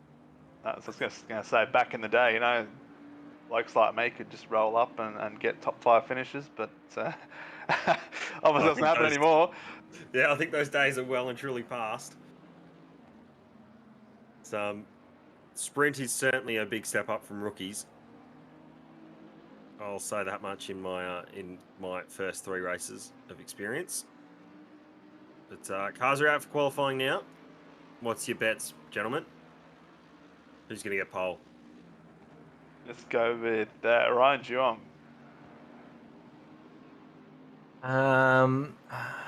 Look, I'm going to go a little left field here. And it's only because it's a Porsche, not because he's, not a very fast driver. Ralahi is going to be my little stab. He's been pretty quick in practice this week.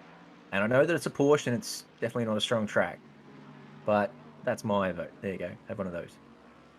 Another good shout, if you want the probably standard answer, I guess, is the McLaren of Wilson Judo. I reckon he's going to have a really red-hot crack at the pole position as well. He's only just come back into ACC and very quickly moved his way back up into pro. And so it's a bit like riding a bike, ACC. Once you get pretty handy at it, you get back into it pretty quickly. Well, this is another random piece of trivia for you. I love him. I love him. There was an engineer in the US that decided to convert a bicycle so that when you turned left, it went right. And when you turned right, it went left. And it's actually really, really interesting to see how your brain works and processes it. Because, it's riding a bike. How hard can it be? You've got this learned behavior that left is left and right is right, And he did it, and it took him 8 months practicing an hour a day to be able to actually ride it normally, not just wobble 10 meters down a driveway or whatever, but actually ride it on a proper bike ride. And then he stopped the next day. He went back to riding a bike normally, and he couldn't do it. He had to genuinely retrain his brain. Yeah, his brain had literally learned to ride it opposite.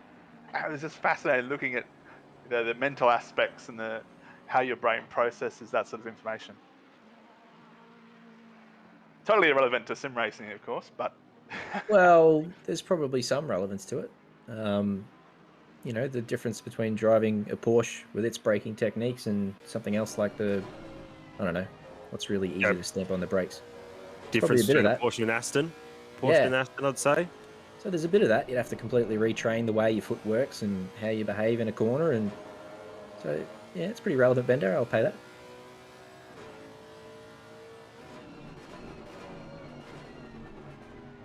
I was in chat calling it a devil bike. It was interesting. I mean, just going on this a little bit more. He did the same experiment with his, I think, toddler son, who was maybe 3 years old.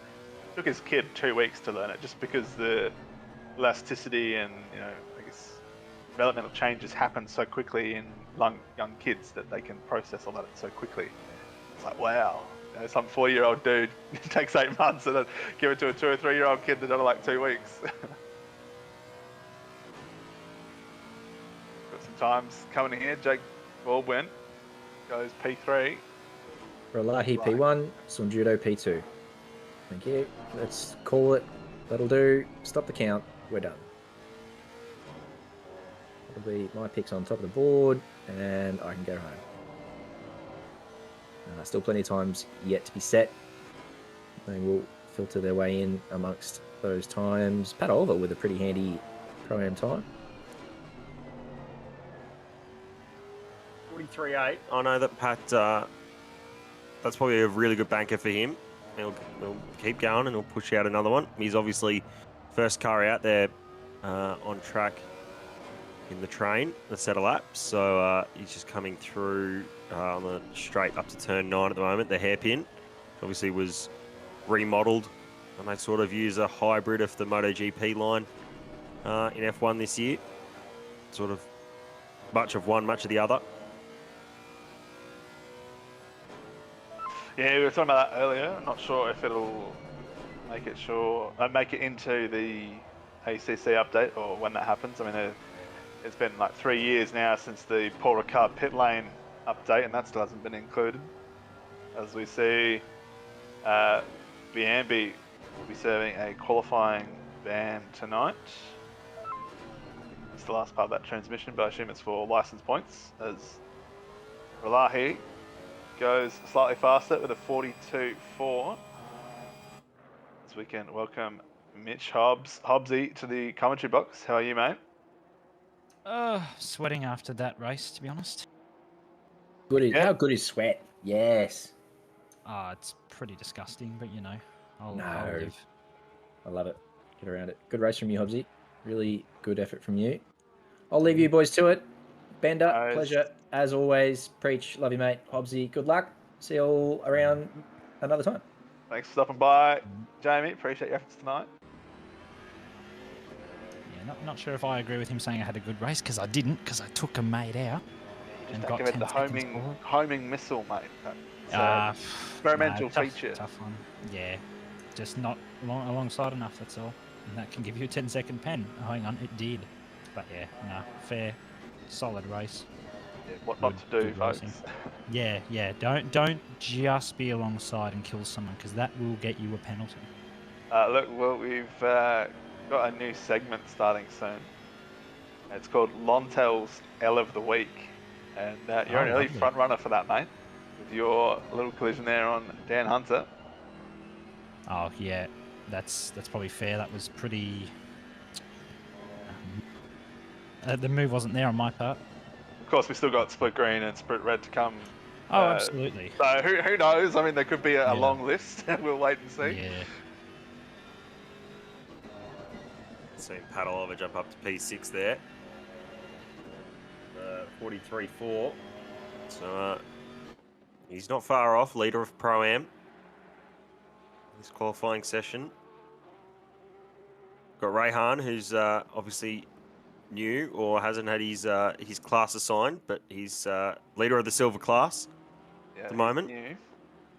He could be on for the very prestigious award, the Silver Class Grand Slam. So he'll be in pole position for the Silver Class. He'll lead every lap for the Silver Class, and he'll have the fastest race time for Silver Class. Malik's thinking, God, why do I let this bloke bend on the stream?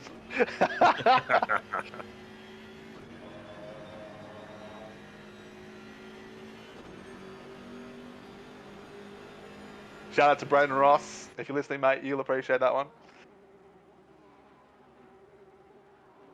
Braden always appreciates everything, though.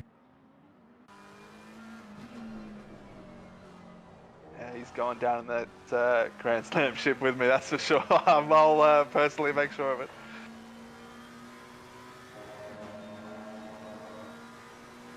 Three and a bit minutes to go.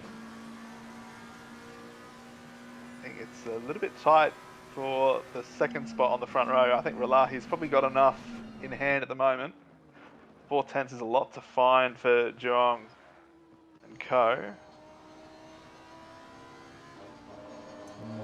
3/10 up though for Newen.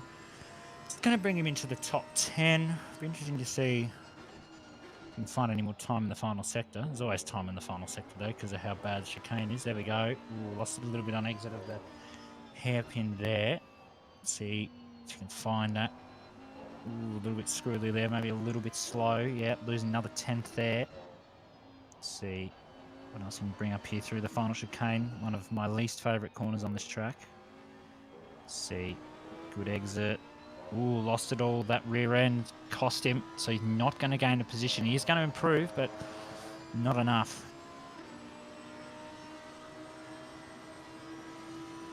Yes, there's P11.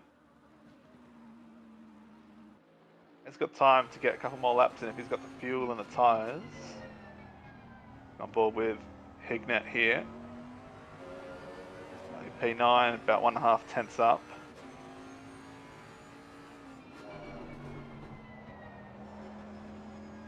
He's nailed that through there. Lost time though on exit, maybe just in a bit too of a high of a gear there.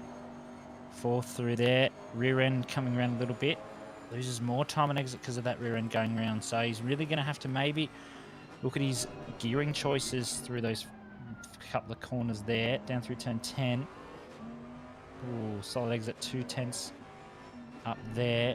See if we can find some more. Goes a little wide, tries to get the tight turn in. Loses it on exit though, 10th up.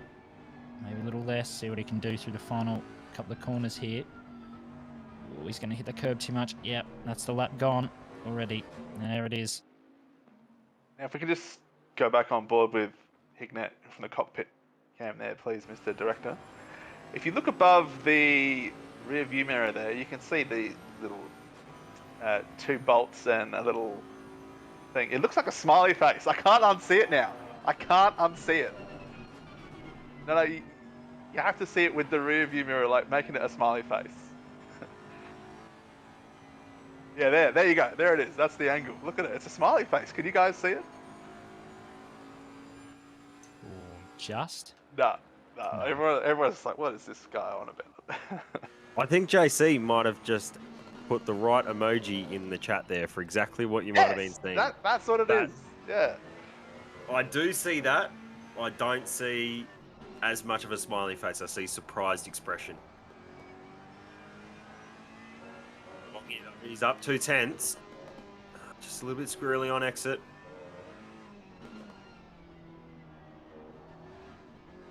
You can have through this final chicane into the last corner. So use all the track. Find 2/10, and he's going to get around for one more lap. Try and challenge Relahi here. Might be a little bit close to the car in front of you. You'll get a nice tow though. That's Relahi in front. Oh, that's Relahi. Oh, there you go. This is perfect. So Relahi is also going faster. So this could be interesting to watch this last lap play out here. Oh, time on exit there. Just lost it. Going too wide. Tight as possible through there. See if... didn't quite...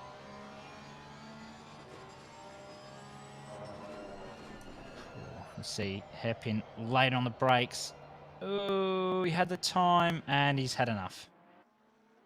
He's decided to be nice and let Juong through. So that's his qualifying over. Sanjodo needs two and a half tenths and just keeps on the track. Oh, it's not enough though. Still needs that 2/10 to get up on Juong. He's really going to have to push for this. See what he can do.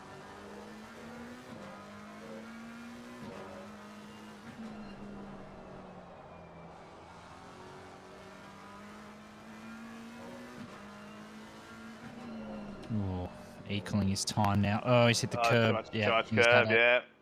As Juong's teleported back to the pit, so he's done. So you would think Relahi will be on pole position. Orgwin's still on a lap, but nowhere near finding the time he needs.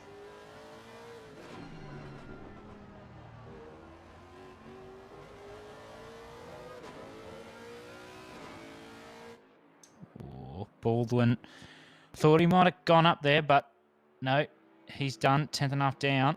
So there we go.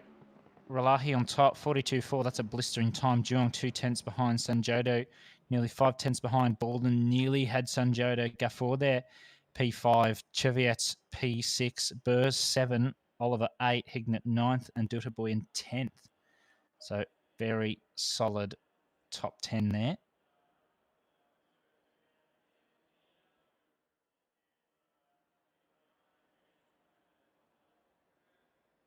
Thank you, JC, for that $5 donation. And yes, you got it right. Relahi was P1.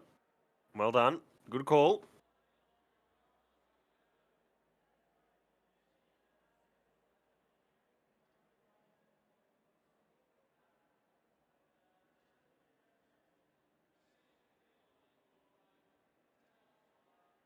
So it looks like it's going to be another drive race. Ooh. How boring. It's all right. As long as we're saving the rain for Split Red tomorrow, that's all good with me. Well, you're going to get a dry race now you've said that.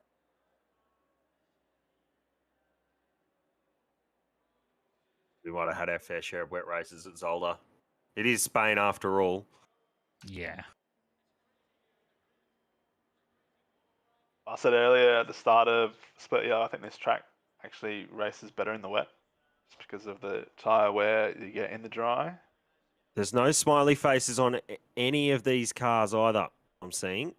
That's Yeah, it's a Bentley exclusive. I think it might be, yeah. Ferrari, obviously they don't have a rear view mirror. They have the camera in the back. Bentley has both. It's always difficult to pick which one you're going to use. I like the screen on the Bentley. It sits in a much better spot to be able to see, especially in VR that I run. Check your driver ID. Well, that is the safety car. I suppose the safety car could do that. Yeah, but why would you want to? Well, I'm not sure, other than reading the sticker. No. I suppose you're awful good, and you'd follow the rules. Fair enough. Worth noting we don't have any AMs in this race either, it looks like. No AMs tonight. Frustook not going to come in and take the quadruple win. Look, I think if Frustook was here, I think Mullet would have ended the stream already, because I would have mentioned it too many times. Yeah, probably.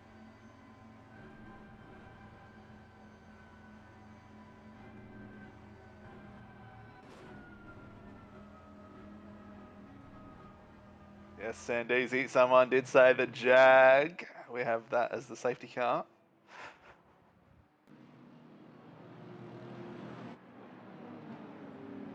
Whoa, this is ACC.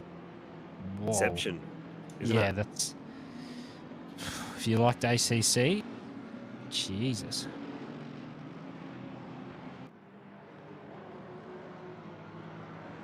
JC's put him in a prediction here for a sub 43 second fastest lap of the race. That's pretty quick on race fuel. Maybe a race setup as well. You just If want we the car see a little that bit more exact stable. time, if we see that exact time, JC, I don't know what to say. Well, we discussed this earlier. Mullet did call the exact time at Imola a while back. Oh, yes, that was a while ago, but yes, I do remember that.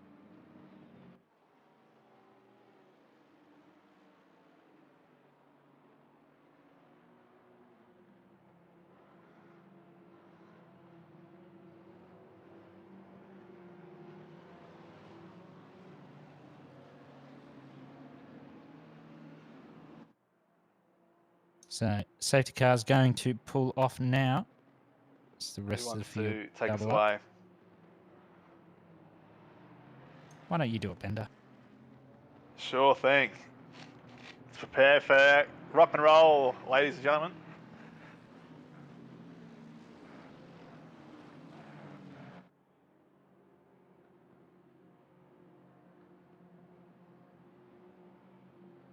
So we've got Ralahi on the left, Juong on the right.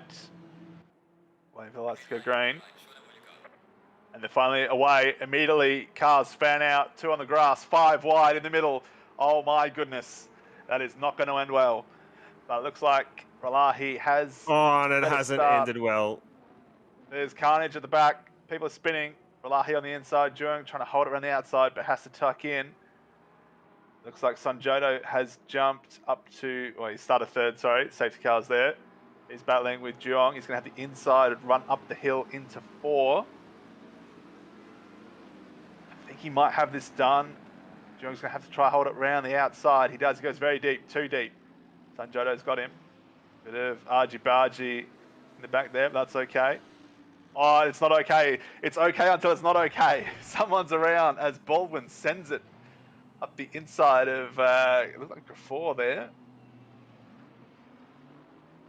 But we'll need to see a replay of this, as there's still carnage at I turn think safety 6. car might have been called. Yeah, I think the safety car has been called. Yep. Everyone's slowing down. So congratulations. Yep, there's the confirmation from race control. Congratulations, everyone who voted on the safety car poll in chat. 60% of you saying, yes, we will. And we will have a replay coming to you soon. Don't you worry.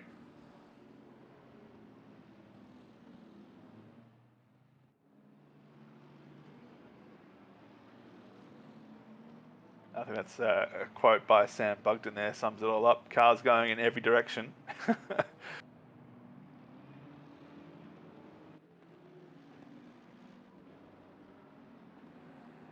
Look, when you go 5 wide down the straight at any track, it's not going to end well. The cooperation needed to have as little contact as you can, as we can see the race start here. It's not an optimal strategy, is it? 5 wide. There's just a bit of pinball. There's a little bit of jumping from that Audi there. That's certainly not ideal.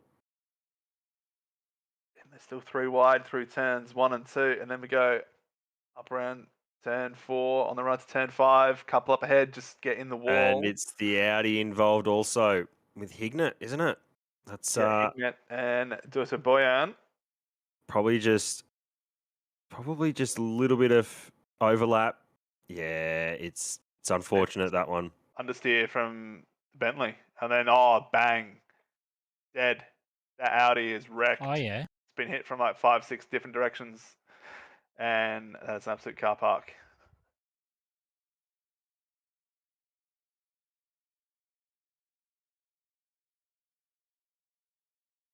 Oh dear. Why do I get a sense of deja vu, fellas? Well, I mean, I didn't want to it's say a it. strike. You know, if you're bowling, that's a strike.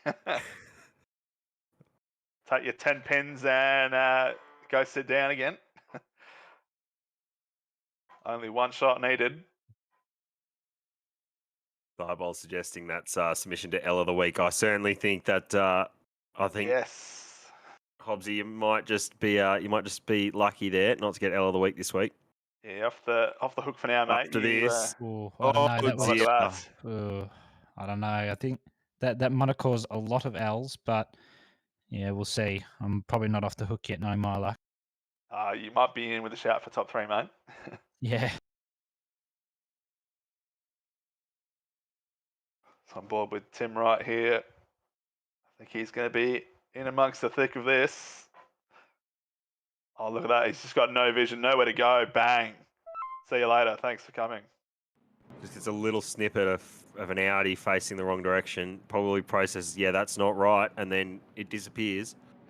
That's very unfortunate for all the cars involved. Stewards will be having a look at that one now, trying to see if anyone's purely at fault. I don't think. I'll just have to let the stewards decide on that one, I think. Yeah, so safety car has come in. Several drivers pitted for damage. Of course, no mandatory stops are served behind the safety car. And Relahi has gone. Personally, I mean, he's got the jump on Sanjoto, but I think in the Porsche, I would have left it as late as you could. Seems like everyone filing through the last corner onto the pit straight there.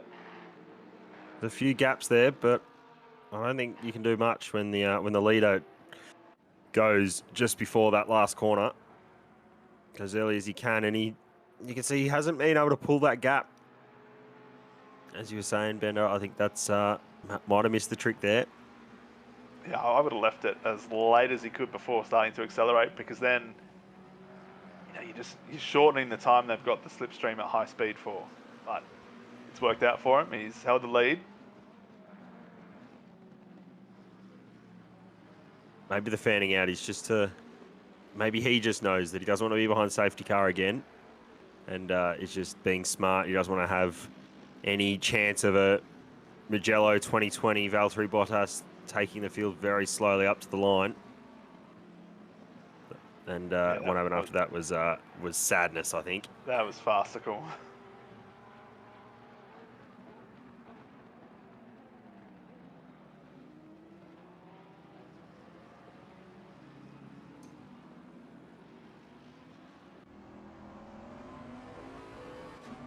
So it's been a bit of change. amongst the pack, but most of the front runners seem to have come through unscathed. Interesting to see just how that early safety car might change strategy a bit. So we've got a few cars toward the back. We'll be out of position.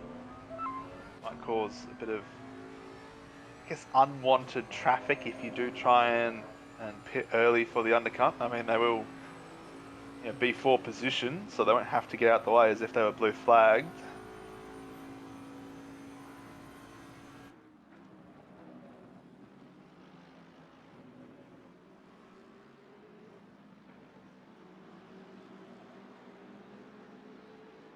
Got George Balla there, P9. Showing as, well, P2 there, but P1 on the leaderboard. Obviously we can see Sanjay behind him. Not sure what's wrong with the graphics there. Like an ACC thing, that, I think. Second and third, yeah, that's not right. So I would say follow the standings on the left-hand side. You can see that Ralahi is in first position ahead of Sanjoto behind him.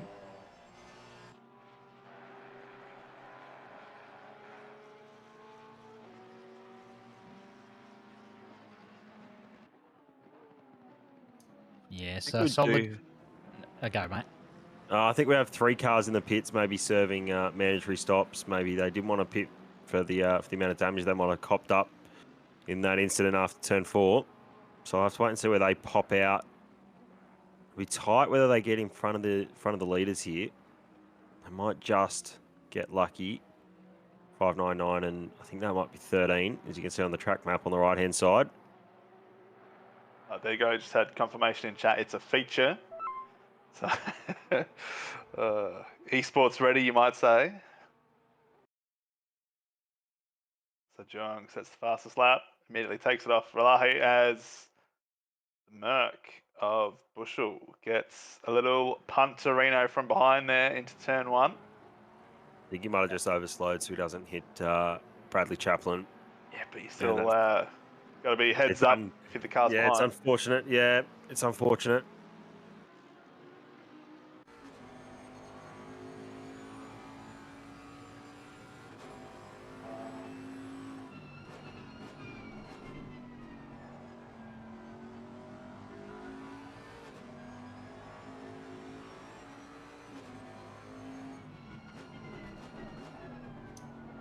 We see Bickner on it.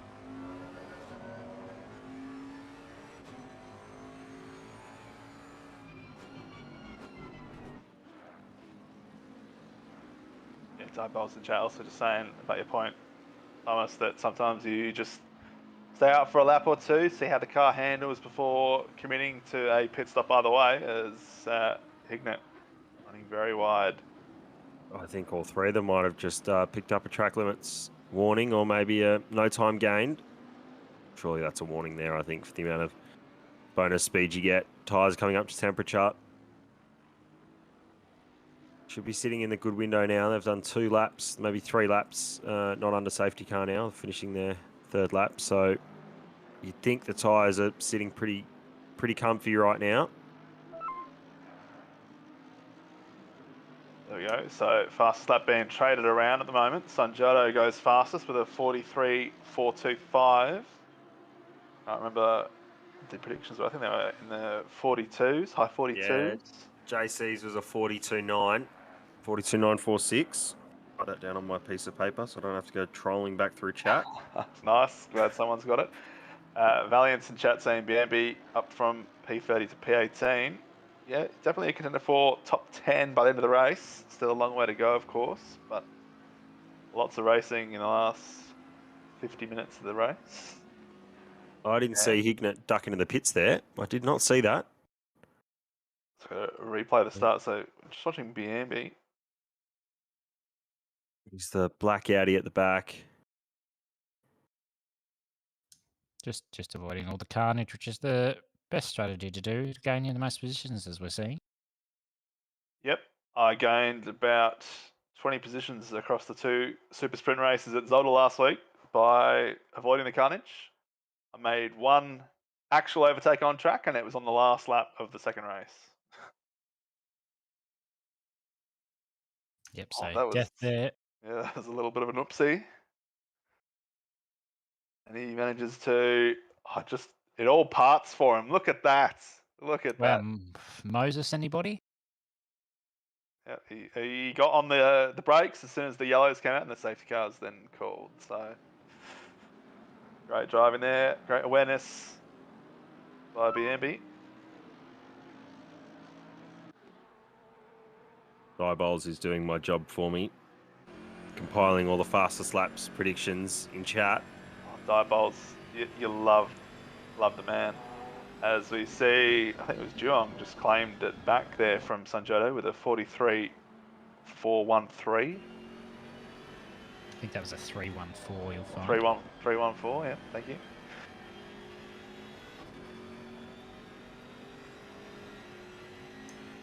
Wow, Burrs though, P6 in the BMW, and if you're That's a solid wondering effort. why, yeah, as I say, if you're wondering why we're so amazed, the thing's a heap of garbage around here.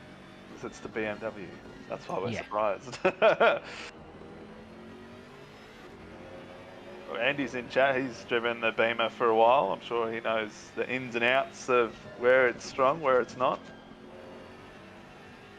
He'll be able to give us his opinion on the car.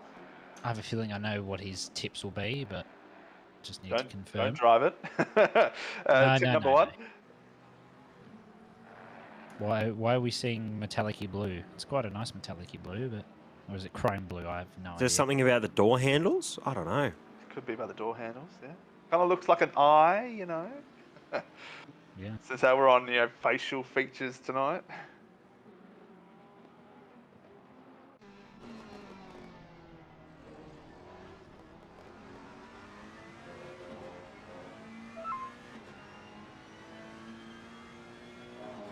Oh, there you go. Did a buoyant drive through for causing a collision on lap 1. That's probably going to be that big collision. So we're on the run down to turn 5. Juong just looks like he's gaining a bit on Sanjoto the last couple of laps. I think that gap was around 8/10. Oh, he's a big moment of opposite lock mid turn 1 there. Just cut across the rumble strips.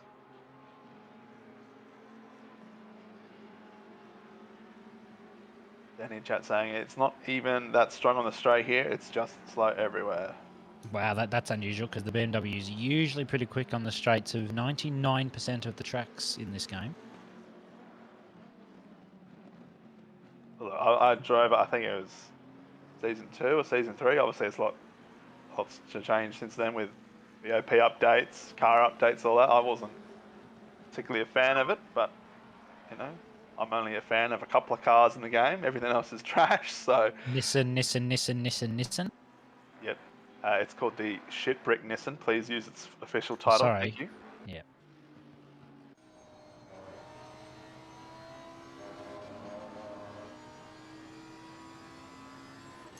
So we see Newen at the moment got a decent gap to Fowler. He getting a 15-second there for a collision on lap 1. I'm not sure whether we quite caught that on the replay or not. But that would have been with Duto Boyan because they both crashed into each other and then caused a pile up. Right. And I wonder if that infraction might not have been holding brakes as well for Duto Boyan.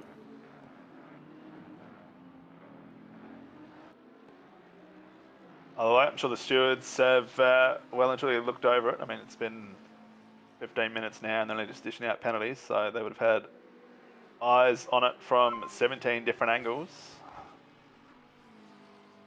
Yep, just more pens.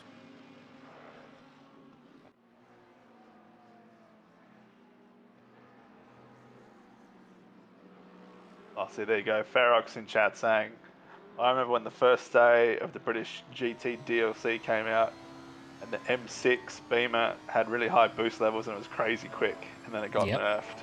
So that's the definition of the meta car for a very short period of time, and then it's just cut at the knees. See you later. Thanks for coming. Yeah, they do need to fix the BOP a little bit in this game. It's not too bad. It's more biased towards, a specific car. But look, hopefully they'll make a couple of tweaks in the next BOP release, which I hope.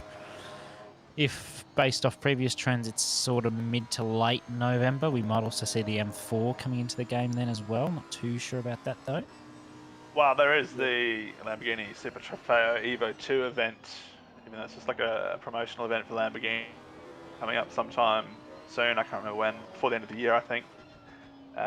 People were suggesting in chat earlier as we were talking about it that that could be a chance for some updates into the game. BOP updates, maybe announcement of something. Who knows? It's first week of November, I think, the Super Trofeo event. Oh, there you go. Pretty soon then. I dare say you'll probably see a BOP release then as well. They'll probably do a big bunch release. Well, I'd say they'd probably pre-install it. Oh, that's a backlogged. Porsche moment. Yeah, that's just Porsche things.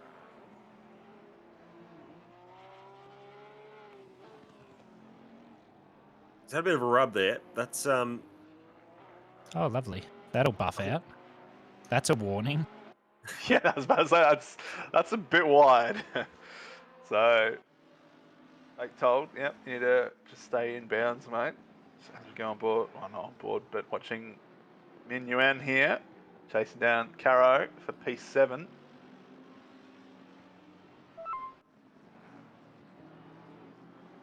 Oh no, Duda Boyan. He's done the old classic. You get a drive-through penalty and then you speed into pit lane serving it. Oh, the double whammy. That's a massive L. Look, that is a contender for Lontel's L of the Week.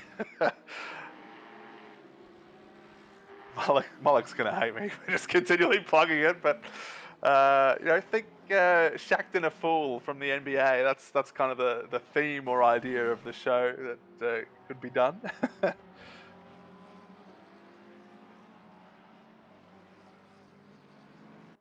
this battle's still tight for the top three here. Yeah. Ralahi's in a good position, but at the same time, Juong's not in the greatest position. We're 20 minutes into the race. If Juong thinks he's going to get held up, he could potentially go for an undercut. Undercut's more effective here from what I've seen and what I've been told by other drivers who are faster than me.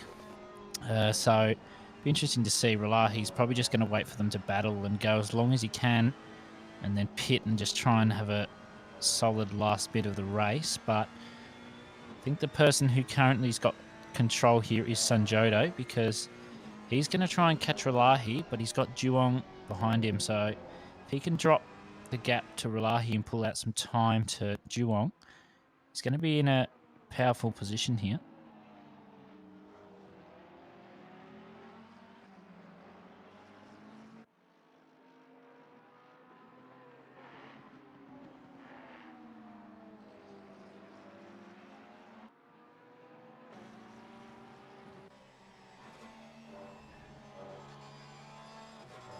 So you think we'll start seeing a few pit stops soon? I mean, you're just talking about the undercut.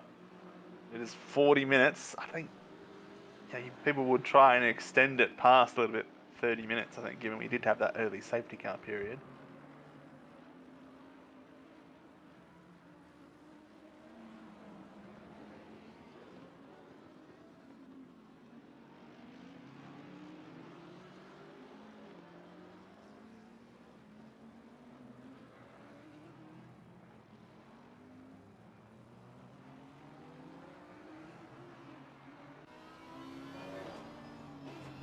Also, it's been a while since we've heard from Race Control's alter ego.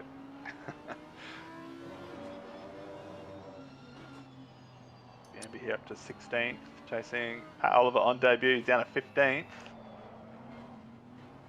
that a thing? Are we still saying he's on debut? Oh, Malik likes to think he is. Oh. Yes, love it. Oh, God.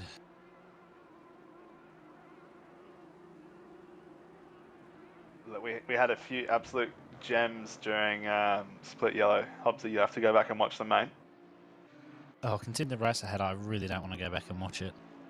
You watch it for the race control clips, mate. That's the best part. Oh, I can do it for that. That's fine.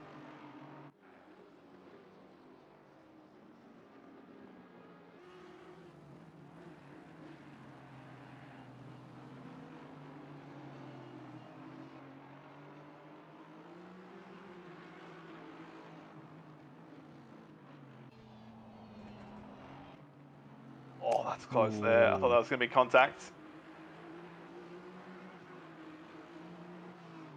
Let's got the inside here. Biambi, you should get Taylor there. Yep. Nicely done up into P15. Probably smarter from Taylor, just let him go there. You know that Biambi's on a mission, trying to recover from that quali ban that he received, I think. Yeah, he did didn't that. set a lap, so He yeah. did serve a quali ban. This is impressive. Up to P15 with a field that's, I would say, fairly spread out after that safety car.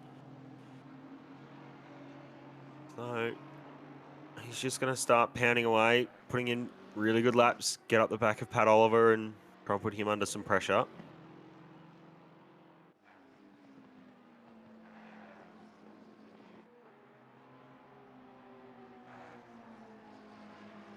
So the gaps here, the top three, looks like they're spread out a little bit more. Still close though. That's Gafour, I believe, in the background. He might maybe try and capitalise on one of these three if there's a bad pit stop. Get onto that podium. Still 37 minutes to go, so more pit stops incoming. I'm sure maybe we'll see Duong go in early, try and go for an undercut on Sanjodo. Sanjodo try to go for an undercut on Ralahi. It's all going to be a bit of mind games. I think whoever blinks first, it's going to cause everyone else to blink. Well, these gaps so close, you know, the leaders within a second, or top three within a second, and then 4 only 2.5 back in P4. That's still within striking distance of the guys ahead of him. If you miss your marks in the pit lane or extra cautious when you hit the speed line in, well, it could easily be a couple of seconds right there.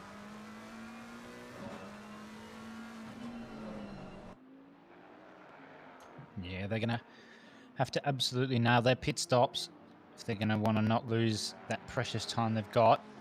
So staying out still, the top three are.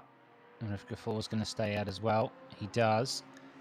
He's got a good gap to Baldwin, 3.3. Doing great in that Lexus top 5.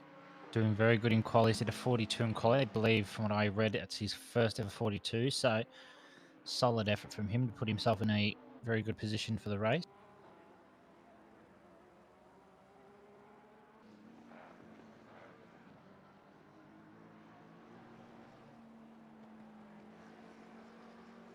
Burr's still in P6 here, chasing Baldwin.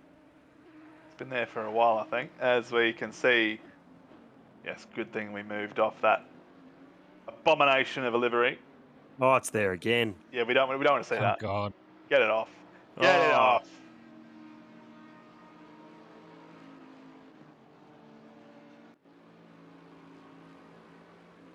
I bet he's so proud of that livery too. Oh, he probably watches the stream Oh, yeah. just to think, have they mentioned me yet? Have they mentioned me yet? Guaranteed. Oh, yeah.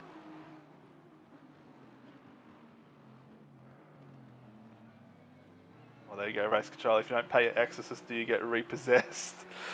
It's a very, very good question. I mean, it's on the same level as if a tree falls in the forest and no one's there, does it make a sound? Don't get all philosophical on us now.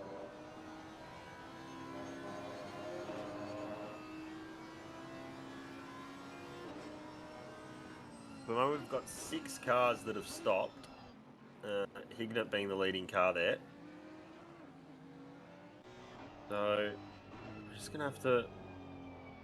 When do the front 3 or 4 bite? When do they go? It's time to pit. I think it's. I think we might. Game. I think we might have Ball's in Gafour in now, now. so- Yeah.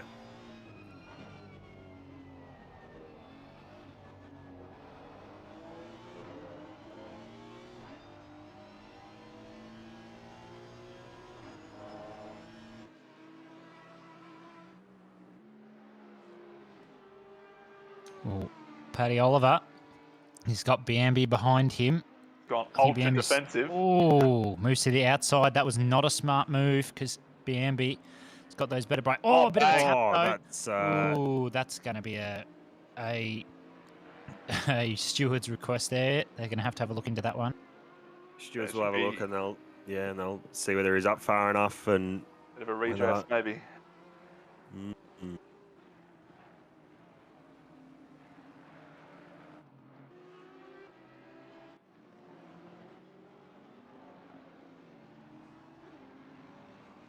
It's been very interesting to watch now. I mean, Gafor, I want to see where he's come out, if he's in traffic or... No, it looks He like looks pretty the clear. whole pit straight, yeah. So if he can pump in a quick lap, Juong, Sanjoto and Ralahi, they might be in this lap. They're just coming through up to that off-camber right-hander into the final chicane. So we'll see whether one of them dive in, try and nullify that undercut.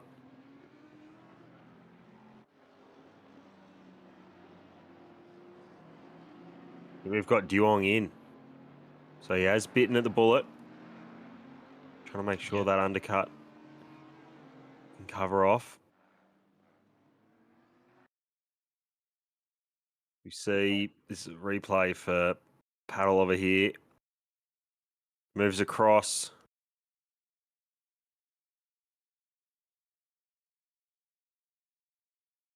Ooh, a bit of a tap. Stewards will be mulling that one over, I'm sure.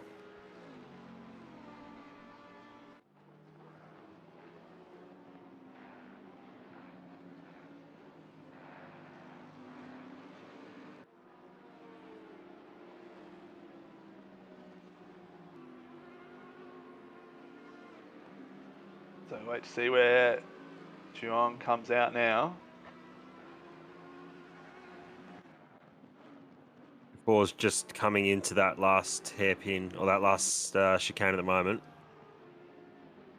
Force hasn't got moving. He's moving Juong now. Just exiting the pit lane, I think.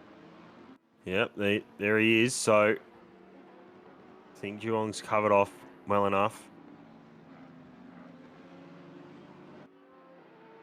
Take a lap for his tyres to get right up to temperature. So it's not quite over yet.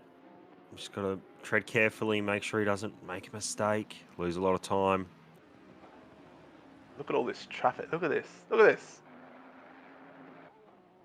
So Ralahi stays out and Sanjoto stays out. Interesting. So Juong, he has the pace. If he can nail a couple of quick laps, he's only, I think, 4/10 behind Sanjoto. He could at least move up a position. It's on those lap times, fellas. Let you know if he's making much gain.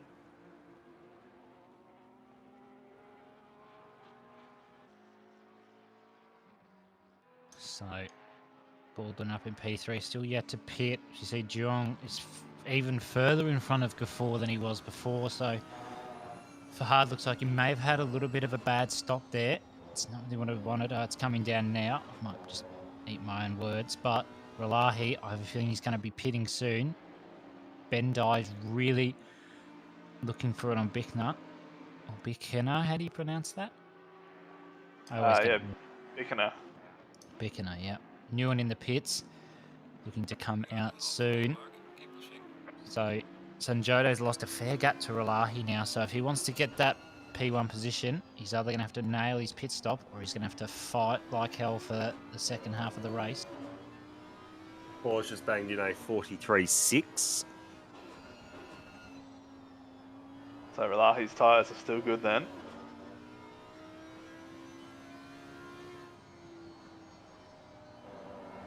Don't know if I'd say they're good, but they're okay.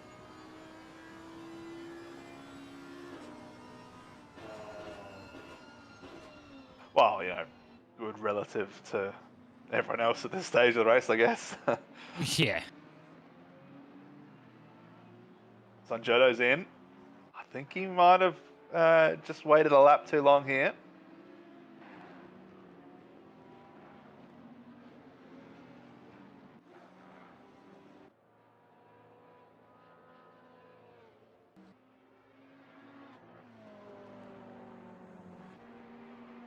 So we're on split cam here, Juong watch and Sanjoto watch. Obviously both in the very similar shade coloured cars. Obviously one the McLaren, one the Ferrari.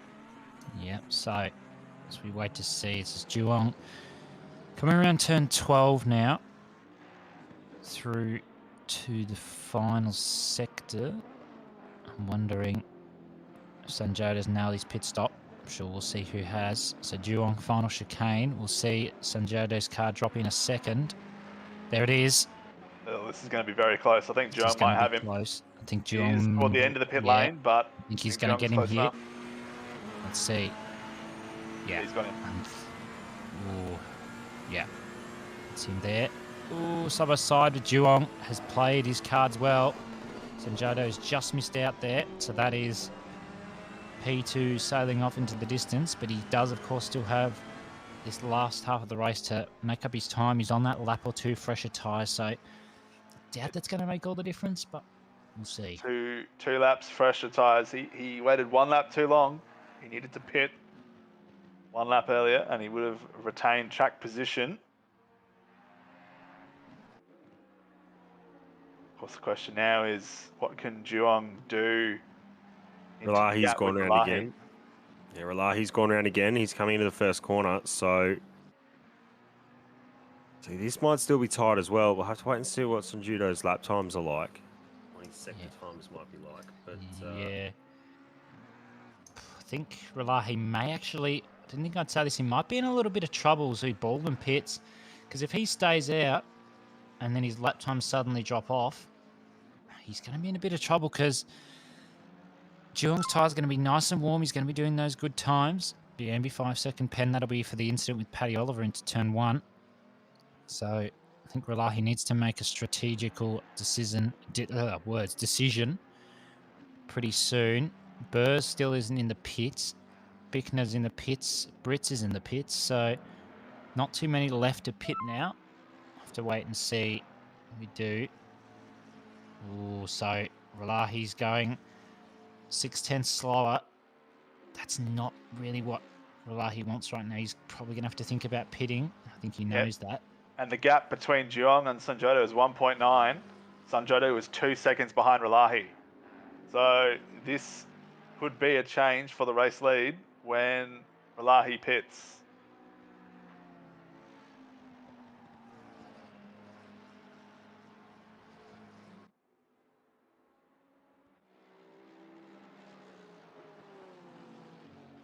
Here we go. Relahi going into the pits. He's going to have to nail this because Duong is on a run at the moment. As we see, here he is. So,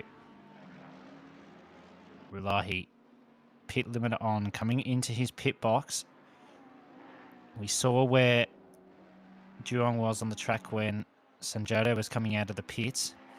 He was at that final chicane. So, if Relahi doesn't manage to get his pit stop done before Duong gets to the final chicane, he's in a bit of trouble. He's got an advantage though, Relahi. He's at the end does. of the pit lane, whereas I think Sanjodo was in the middle of the pit lane. So he had a bit more travel time still to go after he completed his stop. This is going to be mighty close.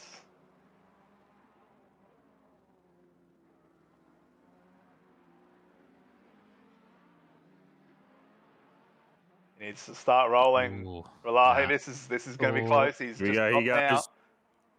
I think Duong might actually have him here. This is going to have to be bloody close. Oh, he's done it. He's that far gap. enough ahead. Wow. Yeah, okay. I don't think we were expecting that. There he is, though, on the main screen. I thought it would be Ooh. side by side almost, not Relahi about a second ahead. So, of course, Duong has got fresh, hot tyres. Relahi will need to get his up to temp. No tyre blankets in ACC, but you'd think after a lap in these conditions, they should be right in the operating window. Yeah, that's going to be the biggest problem for Relahi, those cold tyres. Unless you can get them warm as quickly as you can. If he does that, they might grain them. He doesn't want to do that, so he might just have to be a bit conservative for the next lap or two. Should only take the lap or so to get them warm. But Duong is going to be right on it at the moment. Gap to Sanjodo, 3.6, so it's pulled out a massive lead. Sanjodo's only 1.4 off Gafoor, so Gafoor could still be on for a podium. 23 minutes to go. I think this is Duong's best chance. He's got to get past Relahi now, get track position. Otherwise, Relahi's just going to have fresher tyres as the race goes on. Gap is 1 second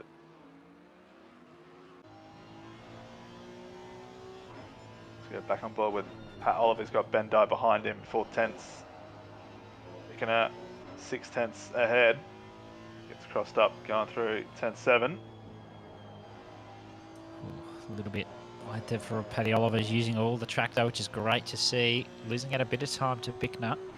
He's got Ben Dye behind as well. Not sure how close 7 tenths. So pulled out a bit of time, so maybe he's made a mistake. Ben Dye's got Brits behind with a bit of pressure. Then there's Biambi, 5-second pen, who's got Matty Powell. So Powell's going to get 1 position.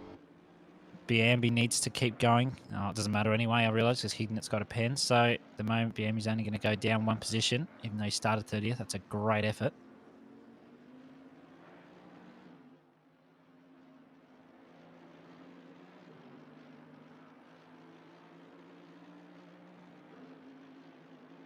So who have we got left to pit? Just Taylor, who is doing the certified bender strat. Stay out as long as possible, inherit the race lead. Hope you get shown on stream for a little bit and talked about. So he's achieved one of those goals. We're talking about him. Whether he shows up on camera or not is another thing we should have to wait and see. So here we go. Replay. Is this the incident that got Biambi a pen? Maybe a bit of a tap. Oh, yeah. That's yeah, that's It's not how you put shoes on caterpillars. Some of your sayings, Bender, I swear. Oh, I just get them from Mullock sometimes, you know. the things you pick up in the com box. Yep. Ah, even I haven't picked them up. Is it because I'm younger than you, Bender? Is that why? It could be, mate. Yeah. Could be.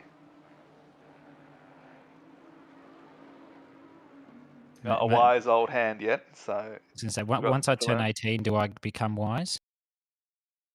Or do I just become stupid? Questionable. As we see... Right, good to know. Wow. The race to the exit of the pit lane between Biambi there and 113 Powell. That was interesting. It looked like one of them crossed the white pit exit line there.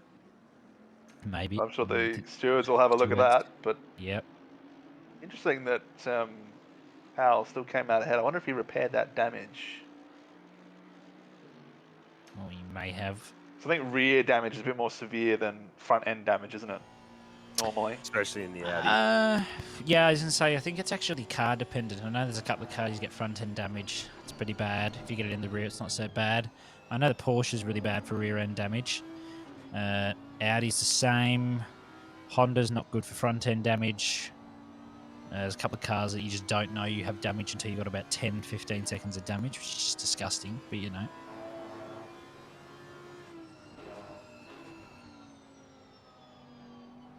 Diabolls has a good question in chat.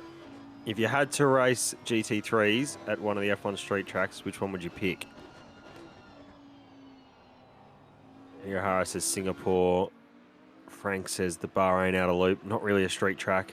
Dilemma says Russia. Bahrain outer loop. Oh, that is That's great. What about Australia? I'd be interested to see them going to Australia. That's not really a street circuit, though, is it? Oh, I did see them at Australia. I think in 2009. I think maybe 2010. They ran the reverse way around Albert Park. Oh, tap! Bang! Oh, that's going to be another pen for Biambi. That is. I think he's going to let Brits have the position. They knows he shouldn't have done that. That was a little bit late on the brakes there. That's the damage though for Brits. I do believe, JC, they are going back to Macau next year, I believe. Oh, he almost does it again. He's hungry for that position. He's got the pen though, so I wouldn't be fighting too hard unless he really thinks he can pull away from Brits. Well, I think it might be on Brits just to try and see. Maybe he just lets him go, tries to follow him. That might be the safer way to go. No, I mean, it is the safe way to go, but you never know in the car what someone's got a penalty for, and if they're going to appeal it post-race, and if it gets removed, then you've just given up a position for nothing. It's true. It's very true.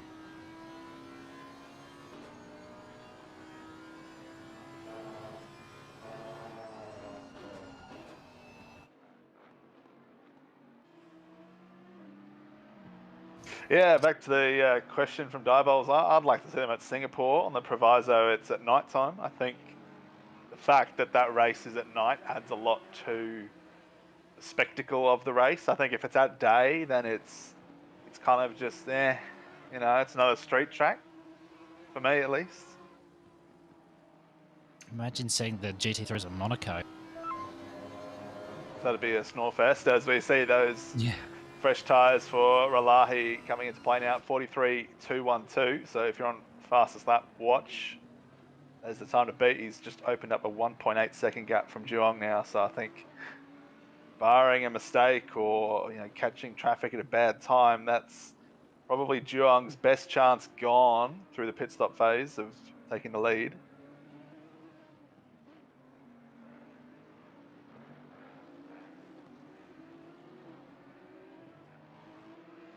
Eyeballs.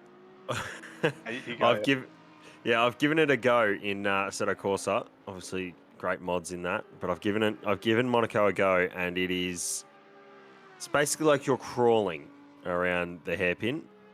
You have to take it very wide, basically scrape the outside wall on entry and scrape the outside wall on exit, and it's the only way you can do it. Oh, Brett's. Oh, he's just let Whoa. the ambi through there. It was an interesting line he's taking. It's obviously how he takes turn one. He swings way out to the left and then sort of just chucks it back to the right at the last minute. Whereas Biambi taking a more, I guess, conventional line, breaking a straight line and then turn in. As he's just received another 5-second penalty for a collision last lap. 2 laps to go now with Brits. Battle for P2 in Pro-Am. 2 tenths between them when they went through the last sector split. Oh, this would be worth saying. Rodus, or Roudus in chat, has said Caesar's Palace car park for the GT3s. Oh, God. That is a track that I hope never sees the light of day again. That track is awful. Well, we are racing around a car park, albeit also around a stadium next season at Miami. Yeah, I'm not a fan of that either, or the new Jeddah Street Circuit for F1, or the Qatar circuit that they've added. I think Qatar will be fun. I think that'll be a great track to watch the cars on. Sort of it'll be medium, very high. It'll be medium, high speed corners. Well, I hope you're right, and that it will be fun. But not to go away from ACC into F1 too much. But at the current cars, what are the hardest corners to follow through? Medium to high speed. What does the Qatar circuit have? Lots of 4th, 5th, maybe 6th gear, medium to high speed corners. That doesn't fill me with a lot of hope.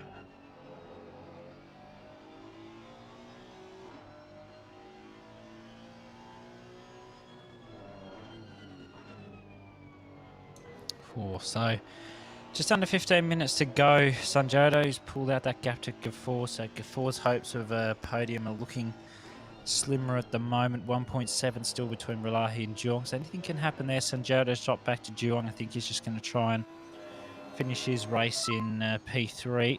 Baldwin's 8.1 off Gafour in P5. Burrs is probably going to be fighting with...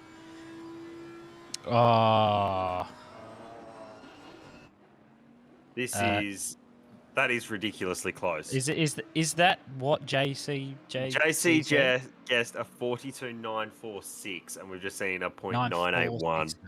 I was going to say, I had a moment there of, oh God, JC being right again. It is certainly the closest prediction we've seen, though. Yeah, that's close. JC suggesting drive faster. Look, when they're under so much pressure, I don't know if that would be advice, because you might make a mistake. Here we go. Audi on Audi. Biambi on Bendai. Let's see. Oh, surely he's not going to go. Oh, there's another car. That's Paddy Oliver. I didn't even see that. Wrong camera angle for me to be able to see. Oh, he's going to go. Oh, I thought he might have put it in the sand for a second there. That is close. But, oh, it goes wide though. Poor Bendi's going to have to hold off Biambi now. I think this is where Paddy Oliver needs to make a run for it. Wouldn't have to worry too much about Biambi if I'm him though with that pen.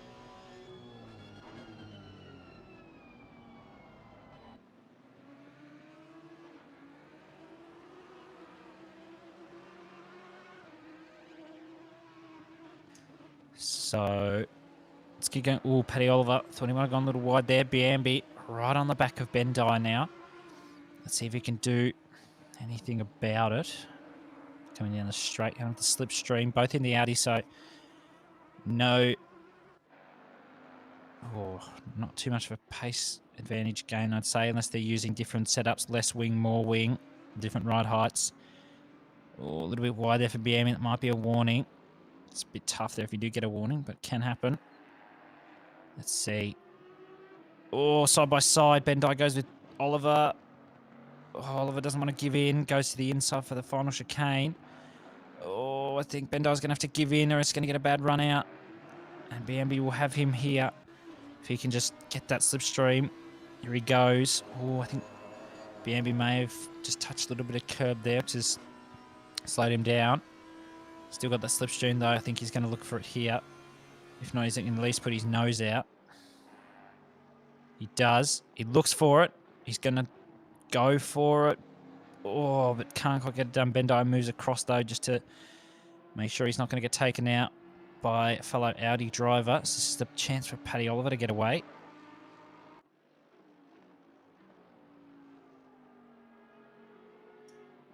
Just seeing Brit in the background there. He might actually catch up to this battle if they keep slowing each other up. But Paddy Oliver's got control here. Just needs to hold his nerve. Just over 10 minutes to go now. Relahi's pulled out the gap to Juong. Juong's still pulling out the gap to Sanjodo. Burrs. Oh, what's happened to Baldwin? He's down in P7. Someone get me a replay. Be interested to see what happened there. He was P5. Must have had a bit of a moment. Maybe he's been span or something. Here we go. Biambi. Oh, he's using all the turning there. Paddy Oliver's gone a little wide. Don't know if he's touched the dirt. There we go. I think that's just answered my question. Burrs must have gotten that penalty for the hit, I'm guessing, on Baldwin. Oh, a little wide there again from Biambi. Surely that's got to be another warning. That is way too wide.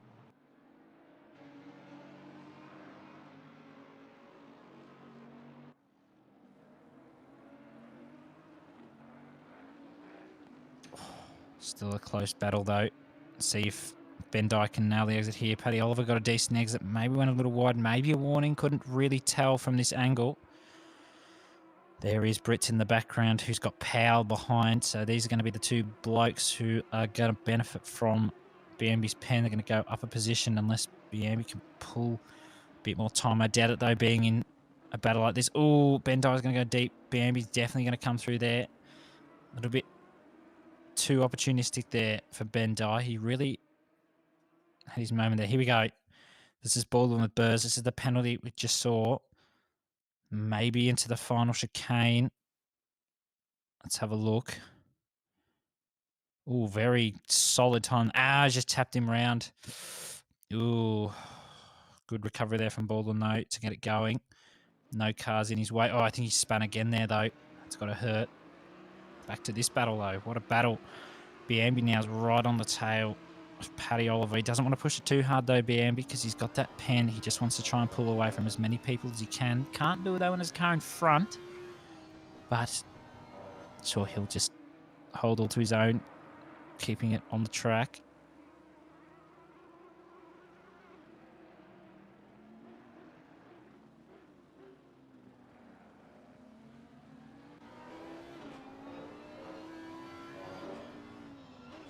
It'd be interesting to see how Biambi approaches this. I think he's going to go for the move. He's been going for the move on others, but running out of time to pull that 10-second gap he needs to not lose positions. Plus, he doesn't want to pick up any more penalties.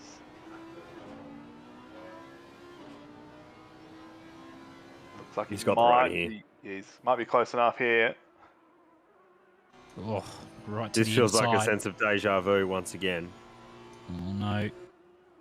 Oh, no. Oh, it is Oh, deja vu. jeez. Wow, that's a massive tap, but Bambi goes around the outside. I think Oliver just is going to have to pull him behind. Yep, that's... I thought there was going to be a mega death there, but holds it. Paddy Oliver doesn't want to give in for the Sean Madison fan club. I wonder who else is a part of that fan club. Do we know? Not sure. I'd say it's pretty popular though. Yeah, Nice I dude. mean, I'm a part of it, but, you know, I know a couple of others, but we're all secretly racing for the Sean Madison fan club. Oh, deep. Oh, no, I think maybe Ben Dye's going to have a go. Oh, he looked for it, though. Ooh, Paddy Oliver. He is a very solid driver, but just testing his luck there.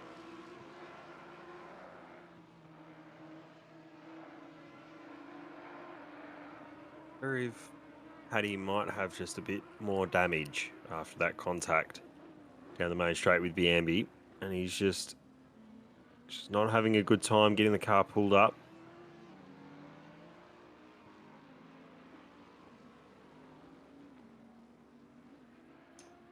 Let's see. Paddy Oliver only got just under 7 minutes to go to hold his way. Let's have a look at this tap again. We thought this could have been the start of a disaster. Could have been death.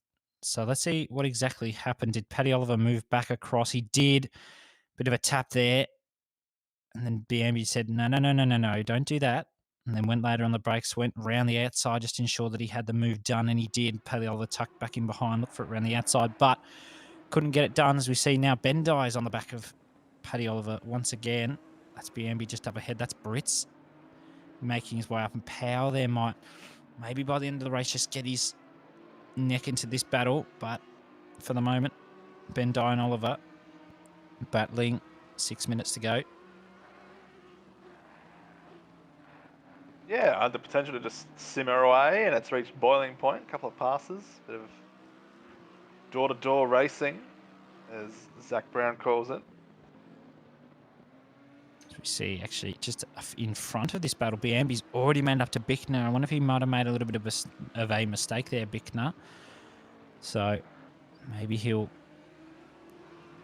get past him. Does still, of course, Biambi have that penalty, or look to the inside there for a second on the bench.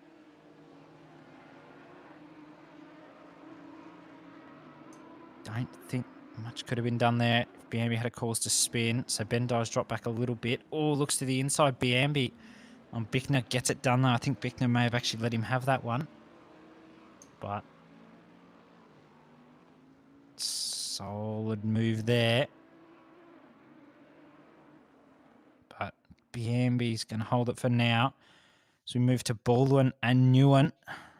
Oh, this is where Baldwin needs to try and get past as quickly as he can. Try and close that gap to... Oh, well held, though, from both drivers. That was incredible. But they've now got Fowler on them. Fowler might even get past Baldwin if he wants to have a go. Fowler's doing very well leading the Pro-Am standings. Oh, not standings. Pro-Am podium for this race. Pro-Am class. That's the word I'm looking for. Oh, here we go. It's Rule Brits here. In the back, we see Paddy Oliver's actually catching Bickner now, so Bickner's tyres might be starting to play up a little bit.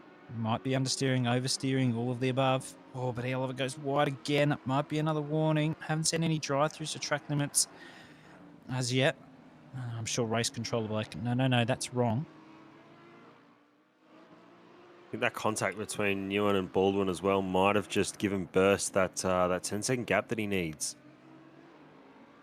Last time through sector splits, it was 12 seconds.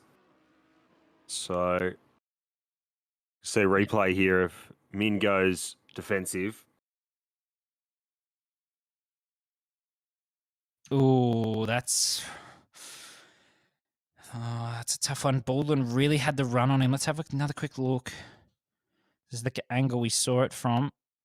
That one might be on Baldwin. I think he just turned into Newen there. Was trying to go side by side through turn one, didn't quite make it work. I'm sure the stewards will have another look at that. Let's have another look. Ooh, yeah, that'll be one for the stewards to decide. Yeah, that's a real tough one to make a call on. Good save from both drivers, though. It didn't really turn into him, but we're both aiming for the corner, and I think that was probably not quite the outcome they both wanted, but still alive. Good save from both. So Burrs is going, haha, 10-second penalty, my left cheek. So he's still going.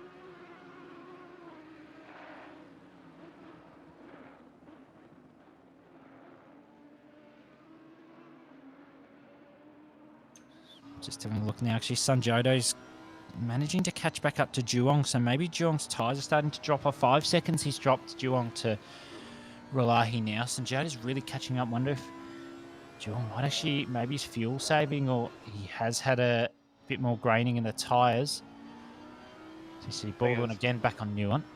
They just went past lap traffic about a lap and a half ago, so that could be why the gaps come down from about 5 seconds to 3.7. Yep, that makes sense.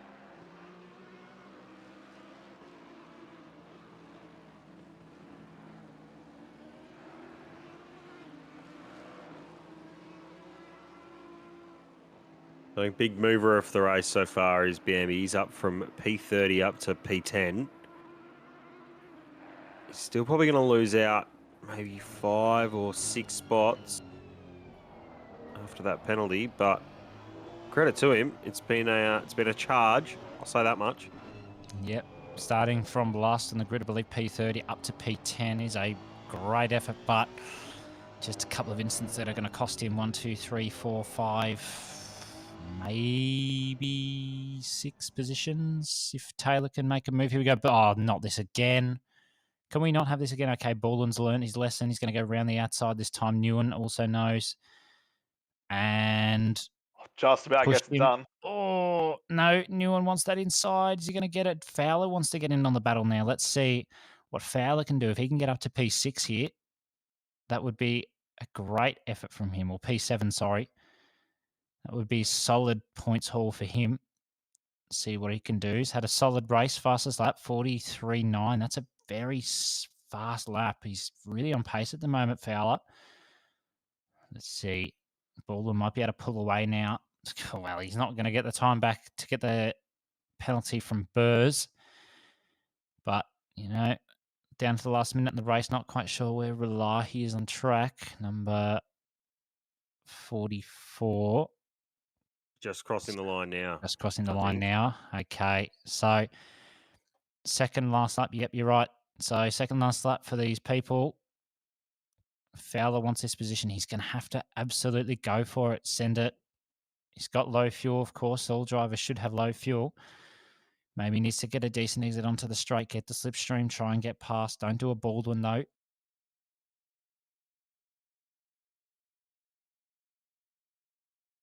Certainly think from my experience driving the McLaren around here in practice, its performance in that first sector is very good. Obviously with the aero package, but he's just not quite close enough to Nguyen. He's going to get the toe, so maybe he can have a good look into just out of turn 3, see if he can get the run up into turn 4. Yeah. See if he can find any time there. Oh, he might have to look for it, but a little bit of an incident there. Just lost a little bit of time. Paddy Oliver, though, still on Bickner. Maybe he's just going to have to make up some time. So,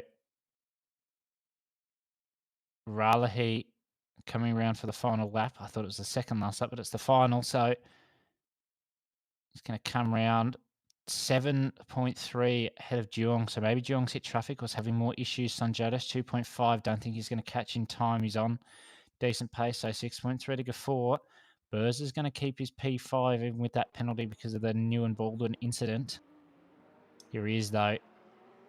Nirasana Ralahi coming across the line for P1. Great effort from him. Quali P1. Forward off Juong and Sanjodo. The start of the race. Great effort from him. Juong managing to undercut Sanjodo. Paid off very well. Sanjodo there getting on the podium. I think that might be his first podium for the season, in fact. Gafour coming across the line for P4, one of his best finishes for the season so far. Burst coming across the line. P5, solid effort from him just to accept that bit of a tap there with Baldwin. Back to Paddy Oliver, though. Oh, he's really going to have to try it with Bickner here if he wants this position. Only a couple of corners left to go in this final sector. He's got the car and the pace to get past, but the Bentley is as wide as the track, so he's going to have to nail his exit out of the final if he's going to want a chance. Oh, hits the curb, though. Maybe Bendai might have a go. Oh, late on the brakes. Oh, no. Oh, no. Bendai had to back out not to tap Pat. So there we go. What a great battle, though. Great entertainment.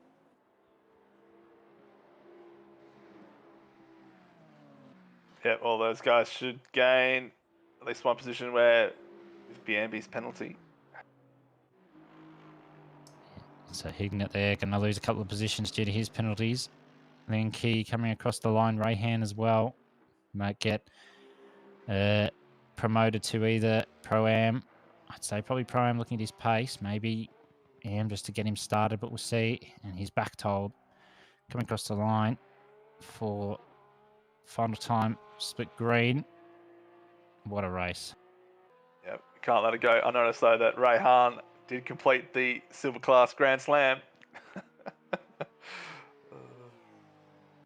I think all credit to Relahi there. I think that might be the clean sweep. Pole, fastest lap, and the race win. It is the clean, so it's the full house, but not the Grand Slam because he didn't lead every lap of the race. There was, I forget who it was, stayed out longer and ran long. Chris Taylor. He stayed out Yeah, several that's laps him, yeah. and led a few laps, so that stopped the Grand Slam being given there. But Relahi did take it out from Geelong and Sanjoto. For those in chat asking about the fastest lap, Relahi did have it. I think it might have been a 43.1 fastest lap, but Fowler, Oliver, Bendai, the Pro-Am, and then obviously Silver, as we mentioned before, Rayhan with the Grand Slam there. So 7 seconds in the end that Relahi managed to pull out. John just started cruising towards the end a bit there, although he did push pretty hard at the start, really, of that second stint to try and get the undercut. Any closing remarks from you guys tonight that you'd like to make as we unfortunately look at Mitch's car again? Don't cause incidents. Don't dive on lap one. Don't dive on lap one. Don't cause incidents. Two good sayings there. Anything you want to add, Thomas? I think congratulations to Samwise on picking the closest to the fastest lap with a 43 flat. But JC wasn't far off with his prediction. But yes, it was a good race.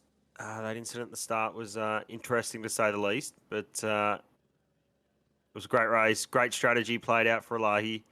Thought he might have just been maybe one lap late, but certainly was able to hold on for the race win there, starting from pole. Thanks, fellas. So Split Green lived up to the hype. It delivered. Thanks for joining tonight, guys, Hobbsy and Thomas. Of course, don't go anywhere. We'll be back tomorrow night, Asia Pacific time, for Split Blue and Split Red. Of course, we'll have Europe and NA as well coming up from Barcelona. That's going to be it for this weekend. Thanks for tuning in, everyone, and we'll see you again next time.